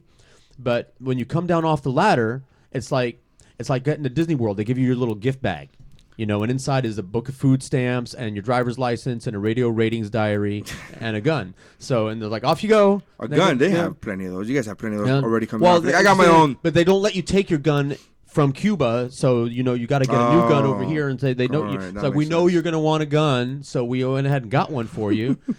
so Here's so your off you driver's go. license. Yep. Your driver's license, radio ratings diary, because that's what Neil would always say. Oh, these Cubans, they come over here, and the first thing they do is they give them a radio ratings diary. That's why everybody thinks that all they listen to down here is Spanish language radio. He would say that. So there you go, Neil Rogers. Neil Oh, Rogers. Neil Rogers. Oh, that's right. Roxy was telling me about that. Yeah, I about know, him. if I'm you're- sorry. So you've been here how many years? I snuck in. I'm 32, and I snuck in when I was 3.5, almost 4, and I'll be 33. But here in this town. And in Miami, I live in Miami. I've Right. always lived in Miami. I've So never lived it's anywhere like else. you're only the guy that's a local guy that doesn't know who Neil Rogers is. And I didn't know who the hat belonged to either, so I know. I'm one of Rick those. Shaw, Rick or Shaw. so what? But Rick Shaw, I have heard the name. I just didn't know who he was. When all your years of growing up in Miami, you never listened to the radio. And you're 35. I gotta be honest, like I really was a Power 96 dude. I really Okay, was that so- kid. I'm telling you, he was right. I'm So you Kendall. I'm remember- straight Kendall all the way. He's right. Like that's So that's you remember really. Rick? You remember Kid Curry? Kid Curry, yeah. and, Kid Curry the- DJ'd my best friend's wedding. Right. He really did. Like that was like Awesome 3 or guy. 4 years Worked ago. with He's Kid Curry, phenomenal. We like freestyle. Tanner in the morning, Awesome. G. Michael McKay. Yeah, yeah. All those people. Yeah, I've worked with all those people. There are. Yeah. I'm not doubting. I'm Yeah. not doubting your coolness. I You're knew you were- totally downing my coolness. No, I know you were cool. I'm just like I didn't know. Do you have my resume is a book? God damn it! No, Damn it's it. it's amazing. No, it's funny because, like, when I'm talking, either if they're a girl or not from here, I don't expect it. Like, that's the whole thing about being That's the shit, like that a right cult there. cult That following. used to be my intro song right there. I roller skate. But to this what all the happens time. is that it took too long to take off the roller skates and then tell comedy. Like, all right, your 10 minutes are up. You gotta go. Thursday night, Galaxy. Do you roller Skateway. skate really? No, I can't. Oh. You kidding me? What's No, look at roller me. skating Do is I good. know. Yeah. Roller skating is like something that fit people do. Does it look like I do anything that fit people do, Rox? Are you No, you insane? don't. No, at all. Roll downhill, but judge not that. roller skate. No, I don't. You know, actually, I could roller skate really well. I'm not lying. Uh-huh. I just can't turn Roll a burrito. That's or stop. dangerous. Or stop. That's a recipe for disaster. It really right is. there. I used to do that one that you know how like crossover. I know no the crossover is the way you're supposed to turn, Mhm. but I literally do that thing where one leg I plant one leg to turn, I plant one leg and then I do the other The push thing, with the and other push one. with the other leg continuously Sure. with my right leg just to be able to whatever, get that left hand whatever turn. works. It's all little by little. But I would once it gets to that straightaway, oh watch out! I was moving fast. Yeah. And then you gotta turn. And then you gotta Stop. turn, No and, turn. then, and I'll never be able to stop. It was awful. I They couldn't have like they have walls for that. Yeah, that's actually, I swear to you, that's what I would say. I'm like, that's what the wall's for. It's padded for a reason, dude. Relax. You'll be fine. I'm always scared I'm going to hit like the half wall and just tumble right over. I want to learn how to roller skate, though. This is the man. You have come to the right place. I have a kid. I really should be able to do these things. You have come to the right place. George is... Because I was a rink rat, and then my ex-wife, she's my ex-wife now, but at the time my wife ended my life, like 180. Like, I tell people, don't get married until you're ready to stop doing everything you like. But she went right down the list of the things that I like doing, like interacting with humans, leaving the house, roller skating, liking yourself for who you are. Sex, having money, having food, having anything. So, well, you made up for it. You got pork. I was getting soft, low carb. See, and banana chips are technically bananas. Because that's what a pig fat is known for, is high in carbs. That's what you're worried about when you eat pig fat. There's a theme here. Is this like Hispanic Pride Day? The Hispanic Day? Right. I get Hispanic it. treats, man, because I'm Cuban. I bought some Cuban treats. Is this Cuban thing? Is this Cuban thing? No, that didn't bring that in. Well, those are, I don't know where they're from. I brought those in. I went back to the rink, and I took my daughter when, at the time, she was 5, and now she's 11. She flies around the rink, and because she's so, like a lot of kids are, just sucked into the electronics. If it isn't a screen of lights, she doesn't want to have anything to do with it. She doesn't want to go outside. She doesn't want to do anything. She wants to make animated videos or play with an iPad, an iPod, or something, and just enjoy the electronics. But if you say, let's go skating, she'll go skating. Now she'll bring the iPod and put the headphones on and skate to her own music, but at least she'll go skating. Yeah, we can do that. We did that. Well, especially on Wednesday because the DJ sucks ass and he's a bad person. Where do you go? Galaxy in Davie. Okay. So you need to. It'll I really want to learn. I'm not being. I actually was having this conversation. I was a fit guy. I was a fit guy. In 20 years. Go again. In 20 years, I got so soft. First of all, I was twice my weight now, and I was so out of shape. Like I would like you almost look like climbing, me almost. It was climbing disgusting. steps. It was gross, man. Gross. People would just barf on their look chest. Just like me. But I would go out of breath going up flights of stairs, and I used to jump up and down and play volleyball and shit. And so I said to the ex, I'm going back to the rink. I'm taking the kid. I don't know why you mentioned volleyball, and I just thought about that scene from Top Gun. Is that wrong? Yeah. Is that weird? No, it's a little not bit at all. gay. It's a little homoerotic. Tom Cruise has been branded into all of our psyches. Slow motion. Yeah, that's all I thought about. I just thought I looked at him, and I saw George looking at his watch, flexing in jeans. I'm like, I wore my baggy clothes Hey, that today. volleyball boy. So how old is the kid? The kid's 2. She's 2. She just turned 2 in November. So she's great. Yeah, so I've seen them as early as 3, but you got to get into a healthy habit with your child for their sake and yours, because you don't want to die young, because you want to be able to enjoy. No, your that's child's life. literally you're saying the words that I said to somebody last week. I was like, I really want to do, because like I'm still active. I'm not Right. I'm not, I'm fat. I get it, but I'm still like an active fat guy. It's I'm not not too late for you. But I do like roller skating is one of those things that kids like to do at a very young age. Like it's one of those things where arguably more kids do that than play basketball at a very young age. You know, like And basketball, right, I think yeah. at 10, 12. And they start skateboarding's back right now, Yeah. but that's not the same thing. You're not getting the same cardio thing. out of that. And the thing, And you look stupid. Yeah. I'm sorry. I was an original skateboarder. And Look, let me if tell you're a you, skateboarder and you're doing ollies in the air off of that's cool. Been If there. you're a skateboarder, like I'm just using this as transportation to get from point A to point B, you look stupid. It's not practical. I tried that back Do in you the end day. up with like one calf much bigger than the other? You I do. imagine That's that. why my left arm is much bigger than my right arm. Are you lefty? Because No, I turn pages or use the mouse with my right arm. Oh, is that what you do? Yeah. Okay. I don't Yeah, do that. we were all thinking something Masturbating, different. masturbating. I just with click left on my arm. phone once. We know it's other things. I just click on my phone once, and then that's Really? why. You got porn on your phone? Yeah, who doesn't? That's the reason No, you get no, a smartphone. The screen's too small for me, the porn, and I need the. You need your porn in HD, high quality. Not just, I need my post to be crisp. I don't just need Surround a big sound. screen. I need a drink. I need incense, the appropriate music. Anal mood acrobatics. I mood think lighting. we're getting to the root of your divorce now. I think there's Mood a lighting. No, that's the No, result. but because he developed these skills because of the divorce, or so on you the take a way lady to the back divorce. home. No, it's okay. I'm really enjoying the pleasure of my own company. So anyway, Who doesn't? Who's ever done that? Who's ever done that and gone, ugh, I can't believe I just did that. I've had better. It's the other way. Have you? Catholics. Well, let's do it again. No. Catholics are like, oh my God. I don't gonna burn in hell. understand that mentality. I would just. Pope hanging over you. Meanwhile, because I'm like a skating missionary, I did the same thing with Lisa Correo. I dragged her ass to the roller rink, and the rest of her Who too. doesn't? But Drag her ass. Drag her No, ass to the no. roller rink. I love Lisa. Lisa, I love Lisa, you. she's Just great. kidding. We all love Lisa. She's going to be here next week. as a Oh, matter I'm of fact, sorry to with hear that. Paul I apologize Mercuro. now. For my No, it's okay. birthday. I'm just kidding. She's my buddy. She's great. I love her. Me and her, we hilarious. started. Well, she started a couple years after me, but yeah, I bought her some bags. Skate bags. Okay. Okay. To put Alright. skates in. I helped her buy skates too. Yeah. I picked them up for her. Like She was telling. for, Did she? Yeah. I don't know. think she was telling me about Try to something get the skating bug because and here's the other thing about it. I hurt my hip and I used to run cross country and track and everything. And running on the concrete is just it's bad for your ankles. It's bad for your knees. Well, that's actually why I don't run. I get really bad shin splints.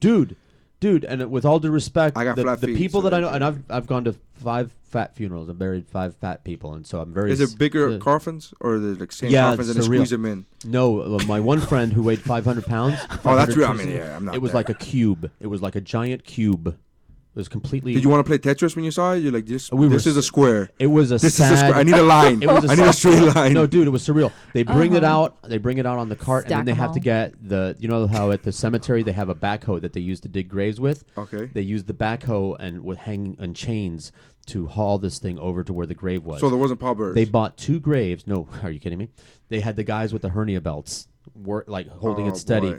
They bought. Was this done in front of the family? This feels as if it should have done the family getting together there. Like it should have been already set up when they did this. They bought 2 graves and the space in between and hollowed out all of it to fit this giant cube.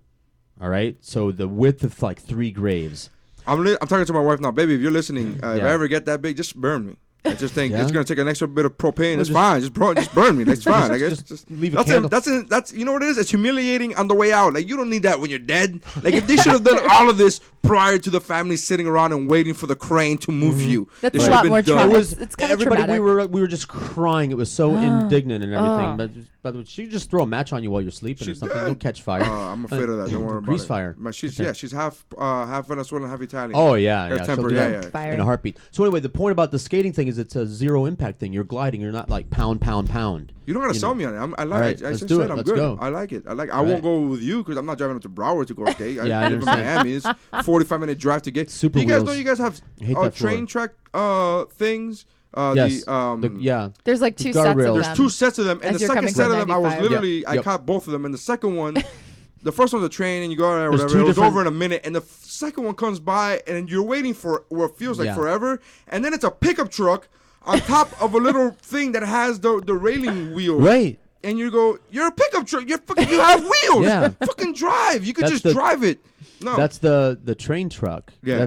They get to I want to be that guy. That's ridiculous. I want to drive my truck on the train tracks. But How didn't it special have is like that the guy? metal Traffic wheels stops, on yes. the It's a for converter. the track? Have you It's a seen converter. it? Yeah, it's a converter. I paid attention to it. It's got things. It's got special train track wheels that fold up, and then the pickup truck goes out onto the tracks, like where the road meets the tracks. The pickup truck goes out on there, lines itself up, presses the button, and then the train wheels deploy down and then lift the other wheels up off, and off he goes, man. Yeah, Yeah. It's just I'm like, you have wheels Wheels, of your right. own. I don't. Why are you on the train? And you're causing traffic for more. Like I understand a train. A train doesn't have the option. Right. It's not like, hey, I could use the wheel. The train is not like I could use my wheels today, They're or I could doing go on the important rail. work. It has one thing. You know, the railroad is like this force to be reckoned with. You know, the railroad is in it's Monopoly. like the military. You buy all 4, you're good. Right. You're good Yeah. to go. Hey, you should do comedy for a living. I think You that's see what I good. did there? That's See good. what I Hey, you're did not there? bad. All right, I like that. That's a Especially- good compliment from a radio host. You're not Yeah. bad. You know what? You're not awful.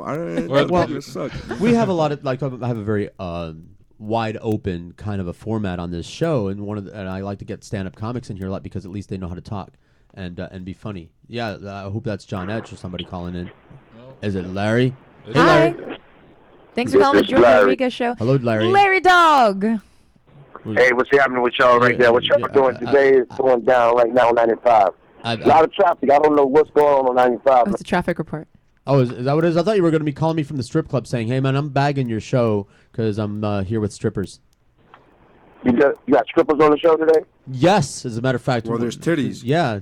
Yeah, man. we got a guy in Definitely here that's got titties. boob bigger And than in the Randy's. form of the And anal mine acrobat. are almost as big, so. I mean, is they naked? They can be. No. If they naked, I can't see it. The screen, you cut the screen up, I can't see it. Is they naked? No, we're still streaming, but we might be naked. We just found out how uncomfortable Jack gets around anal gay sex. Just I don't hear no mourning in that. Nobody making no sex noises in there. No, Well, Larry, that's because you're not here yet. Yes. That's right. You gotta bring sexy back. We're gonna have a dog pile. I want to run into A Larry somebody's dog damn pile. car.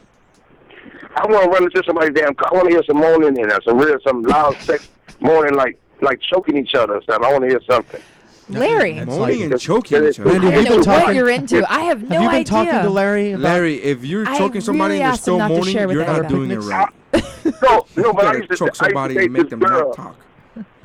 No, I used to date this girl. She used to love to be choked and hit with her like a lamp. Sure, I'm sure that's what you told the cops. I'm sure that's what you told the cops. She loved it, officer. Was it my ex-wife? Oh. Sounds like my ex-wife. Oh my God! No, she liked to be hit with a car. Larry, did you fuck my ex-wife? Listen, if I fuck your ex-wife, you won't be on the show. You'll be jumped off that pier and fall out of there. I'll take that as a no. Then you must not have met her. Larry, are you on your way in? Are we gonna get to see her? If you met my ex-wife, you probably fucked her. I'm on 95. I'm like on Pembroke and 95, and the traffic is backed up. I don't know what's going on. I got to call in, and just in case I make it 5 minutes before the show out. I'm trying to go in.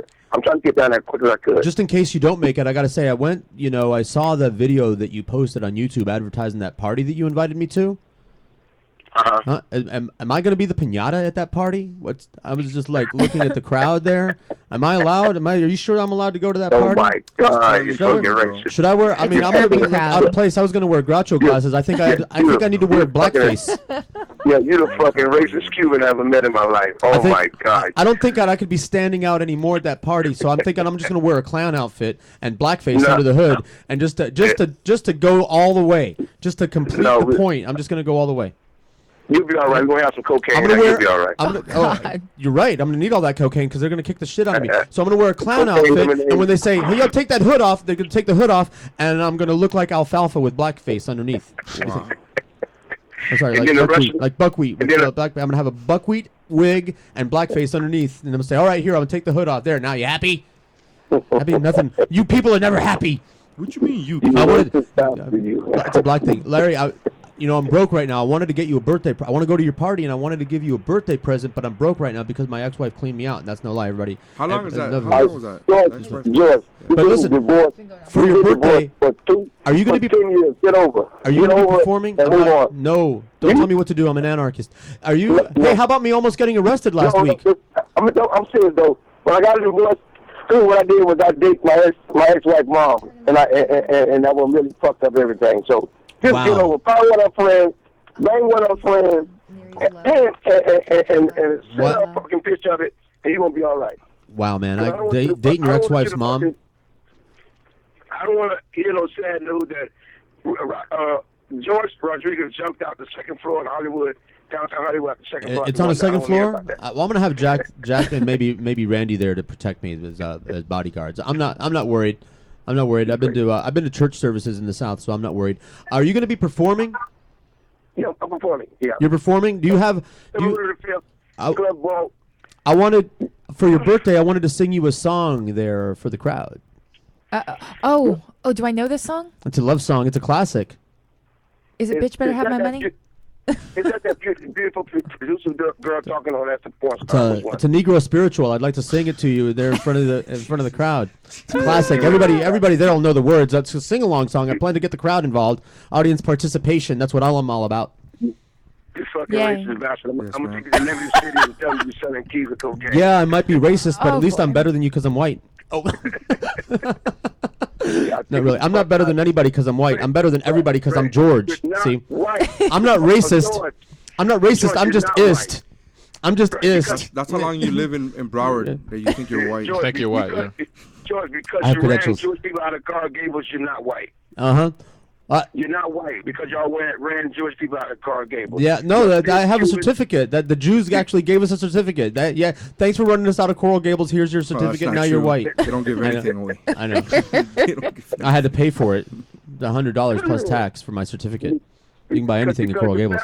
Because your family opened up a Cuban cafe in Coral Gables, don't think you're fucking white, okay? No, I'm not white because of the Cuban cafe. I'm white because my family didn't have sex with anybody darker than milk. Don't think you're white because what you saying? Ain't no chocolate milk? Ain't no chocolate milk? You ever seen chocolate milk? Huh? You see café con leche? That's milk too. If I showed you my ass, you'd say, yeah, that's white. It doesn't get whiter than that ass. Take you to fucking Mississippi. Those white people are fucking. My ass is so white, it's pink. I'm gonna write a book called "But You're White."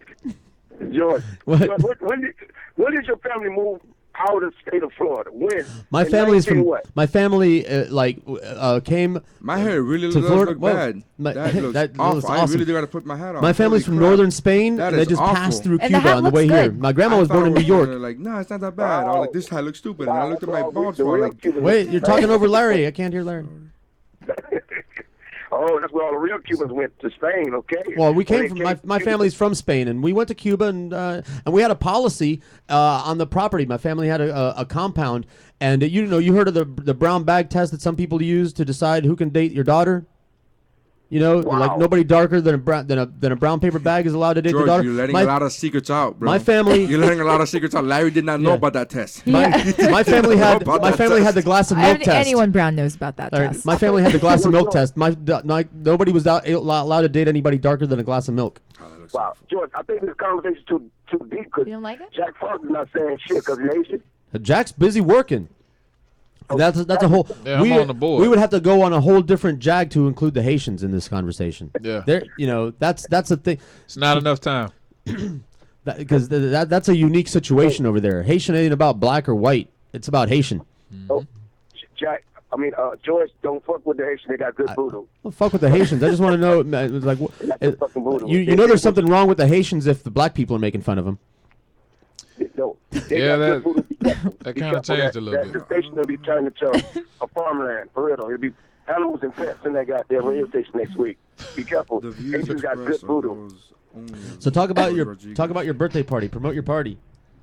All right, it's next Wednesday, 10 p.m.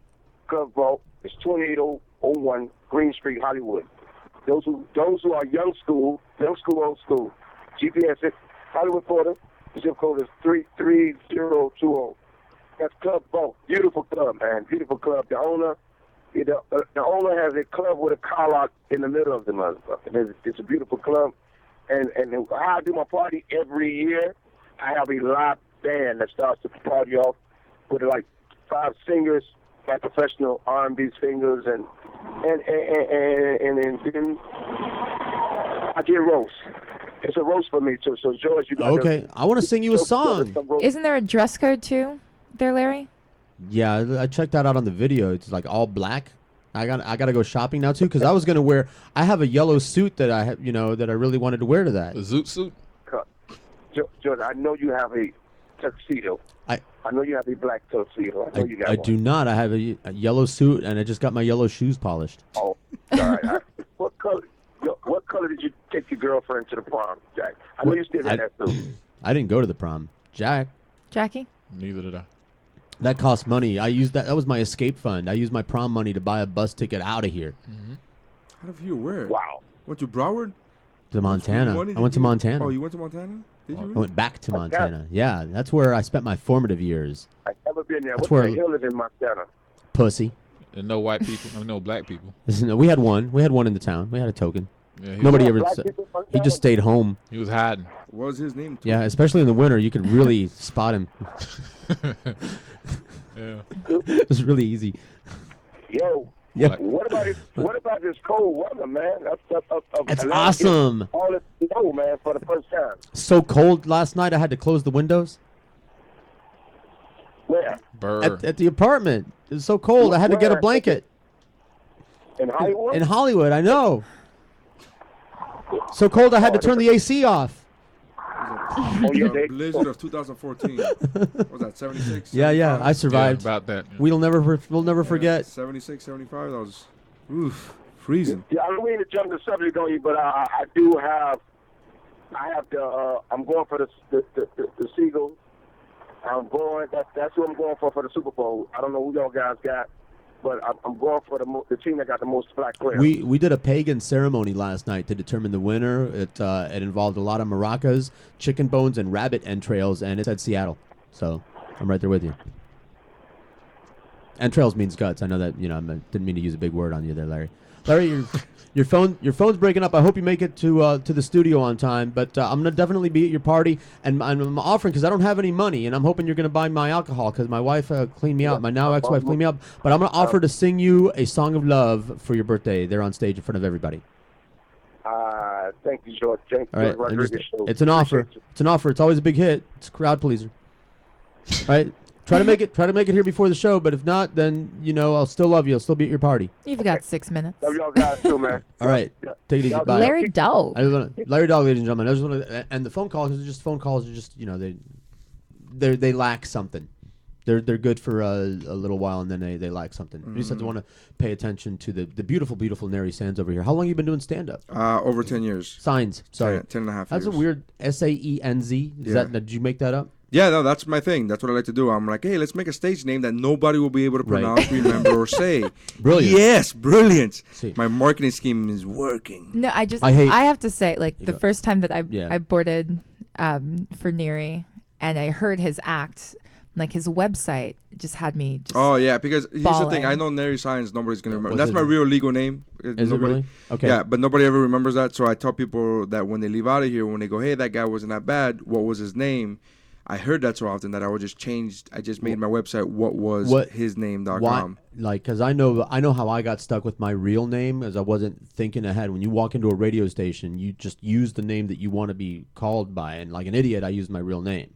You better go in with your nickname and make it. I've never had a nickname in my life. Really, I no. I mean, fat ass, but that doesn't count. I don't think that's not nickname, cool. that's not cool, right? No. Hey, fat ass. Hey, relax, mom. Take it easy. Chill. I had a nickname one year. My mom was elementary speaking school. English. That's crazy. But if you're in show business, you can make up. You're actually allowed to make up a name for yourself. So it's called Carlos Mencia. I've never ding. That's 2 for Nery. It didn't occur to me that I could make up a name for myself until it was too late, and I'm already locked into my own name. See, Randy and Jack have cool names, and still they use fake names. And so I make up a fake name for every single occasion. Like my radio show name in the future is going to be Ivan Bad. I'm going to stop. Why can't you just do that now? Yeah. Kind of. You know what you do? segueing You the segue character into it. You go to George the- Lopez, a.k.a. Ivan Bad, and then you start, and then after a while, it's like The Rock with Dwayne. Right. And then after a while, you just drop the a.k.a. But I've got a name for every like vocation or situation. What would be That's your I'm porn working name? on. My porn name? I have a porn producer name and a porn actor name. Yeah, because if you're gonna be in porn, producers the way to go. Really, they still get all the action, but they don't get the humiliation, and their family doesn't hate them. Exactly. My porn producer name is Otto OTTO, Otto Erotic. That's my porn producer name. Now my porn actor name, I actually have 2 of them. You really thought this out, didn't you? All the time. Bolt Upright is my original porn actor name, and then his career, because I've lived a long time, so his career kind of ended. So I've like resurfaced as Cocksure. Isn't that a liquor? Cocksure? No, it's Cockspur. Right there. My porn is Cocksure. Right there. My Italian mobster name is Stevie Five Knives. How's that? And my gangster rapper name was one of my favorites. You remember what my gangster rapper name is? Because I might use it. I might use it at the party. Fatty Beats. No, close. Fatty Meats. That could be a porn name too. Fatty That could be a Meats, porn yeah. name too. It could be. I was trying to censor it. Go ahead. What? Meats? Are you getting uncomfortable again? Me? I'm Jack good. gets uncomfortable talking about penises. Why? I don't know. No, Really? he's assuming that. Anal sex and butt You don't like stuff. anal sex? Huh? You don't like anal sex? No. Really? All right, I was asking. No, he's just I been on do. this anal acrobatics thing. Here, have Again, the CD. I'm I leaving do. my body. There's a gift for you. There you No go. longer here. Anal Yeah, there you go. acrobatics. Share that with the wife. Yeah. Oh no! Don't. Yeah, sure. Don't Is spread it that dudes? smut. Is it dudes? Part 1 I and don't know 2. what it is. Is it dudes? I What do you don't- mean you don't know what it is? I don't know what it is. We talked about it earlier. It's How do you talk about something you don't know what it is? No, he Because talked about it. He talked. Did he about talk it. about it being dudes? It's not dudes. It's a guy and girl? That? It's, Yeah. Are there dudes in there? All right. Yeah. There are but dudes, I don't okay. know. No, what the dudes are there with other dudes. No, that's- it's not gay. It's not gay. It's much worse than that. There's like inside out anatomy. Like, Why did you warn him? It's part of the fun is the surprise factor. oh. Yeah, I mean, I don't think I'd be much surprised, spoiler. man. I'm the Yeah. type of dude that looked at two girls in a cup and I was I like, did- all right. Yeah. I'm the kind of Not dude- my thing, but all right. Nope, bang. I was trying to gouge my on and eyes off, out like, with a fork. Here's how fast it was. On, off. Like, wow, I just like, as soon as I saw the first, that's it. Really? Enough for me. I like to maintain a positive image in my mind of womankind. Oh, I'm not saying I liked it. It's just, it wasn't my thing. I was just like, and I was grossed out, but I was like, I watched the whole thing. I was like, I gotta watch this. I want to see how far this goes. I have two daughters. Oh. I have two daughters. My now Yeah, adult Marvel daughter, when she was a in human teenager, history. she watched the whole thing and told me all about it. I said I couldn't stand to watch it. Oh well, here's the plot, Dad. The plot. And she she walks me through it. I'm like, She took you through the story arc. She took you through the story arc and through the sure. She character also development. She explained the character development and the subplot to me. Right, yeah, It's what it stands for: society's explained- views on right. women and the. She did. She explained all the nuance, all the double entendre, and the innuendo. Man, It was just, I didn't realize it was as deep. Did your as all that. daughters change porn for you when they were born? When they were No. kids, my daughter has changed porn for me. Like I can't watch it the same way anymore. I really With could. them It in the was room? like- yeah, well, that's weird too. That's weird. Nah, they're asleep. They're fine. But literally, it was one of those things where what's happening? This is the out music. Oh, also we're out. Okay. No, Keep we talking. talk over it. Oh, okay. Yeah, no, I used to watch. I still do watch a lot of porn, but I used to watch a lot of porn, and I remember one specific chick had a tattoo that said "Daddy's little girl."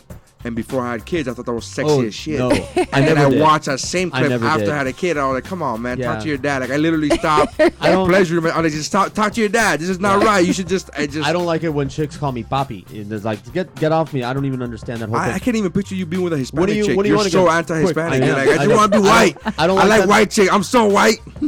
I went on one date when she was I very don't white. think it discriminates. She's a very Is white from Hispanic pussy. girl that I went on one date with one Hispanic girl once, and that was it. I don't like them, and they don't like me. What are you going to be performing next? Talk fast. I don't know what I'm going to be performing next, but you can check out my Okay. website, whatwashisname.com, and I have a podcast that I'm very proud of called What's Up, Bro. That's on iTunes, Stitcher, and everything. If you go to my website, whatwashisname.com, you can if listen you have to a it. podcast, then we'll show you how to be broadcasting. Bye, Streaming everybody. live from the beautiful city of Hollywood, Florida, USA.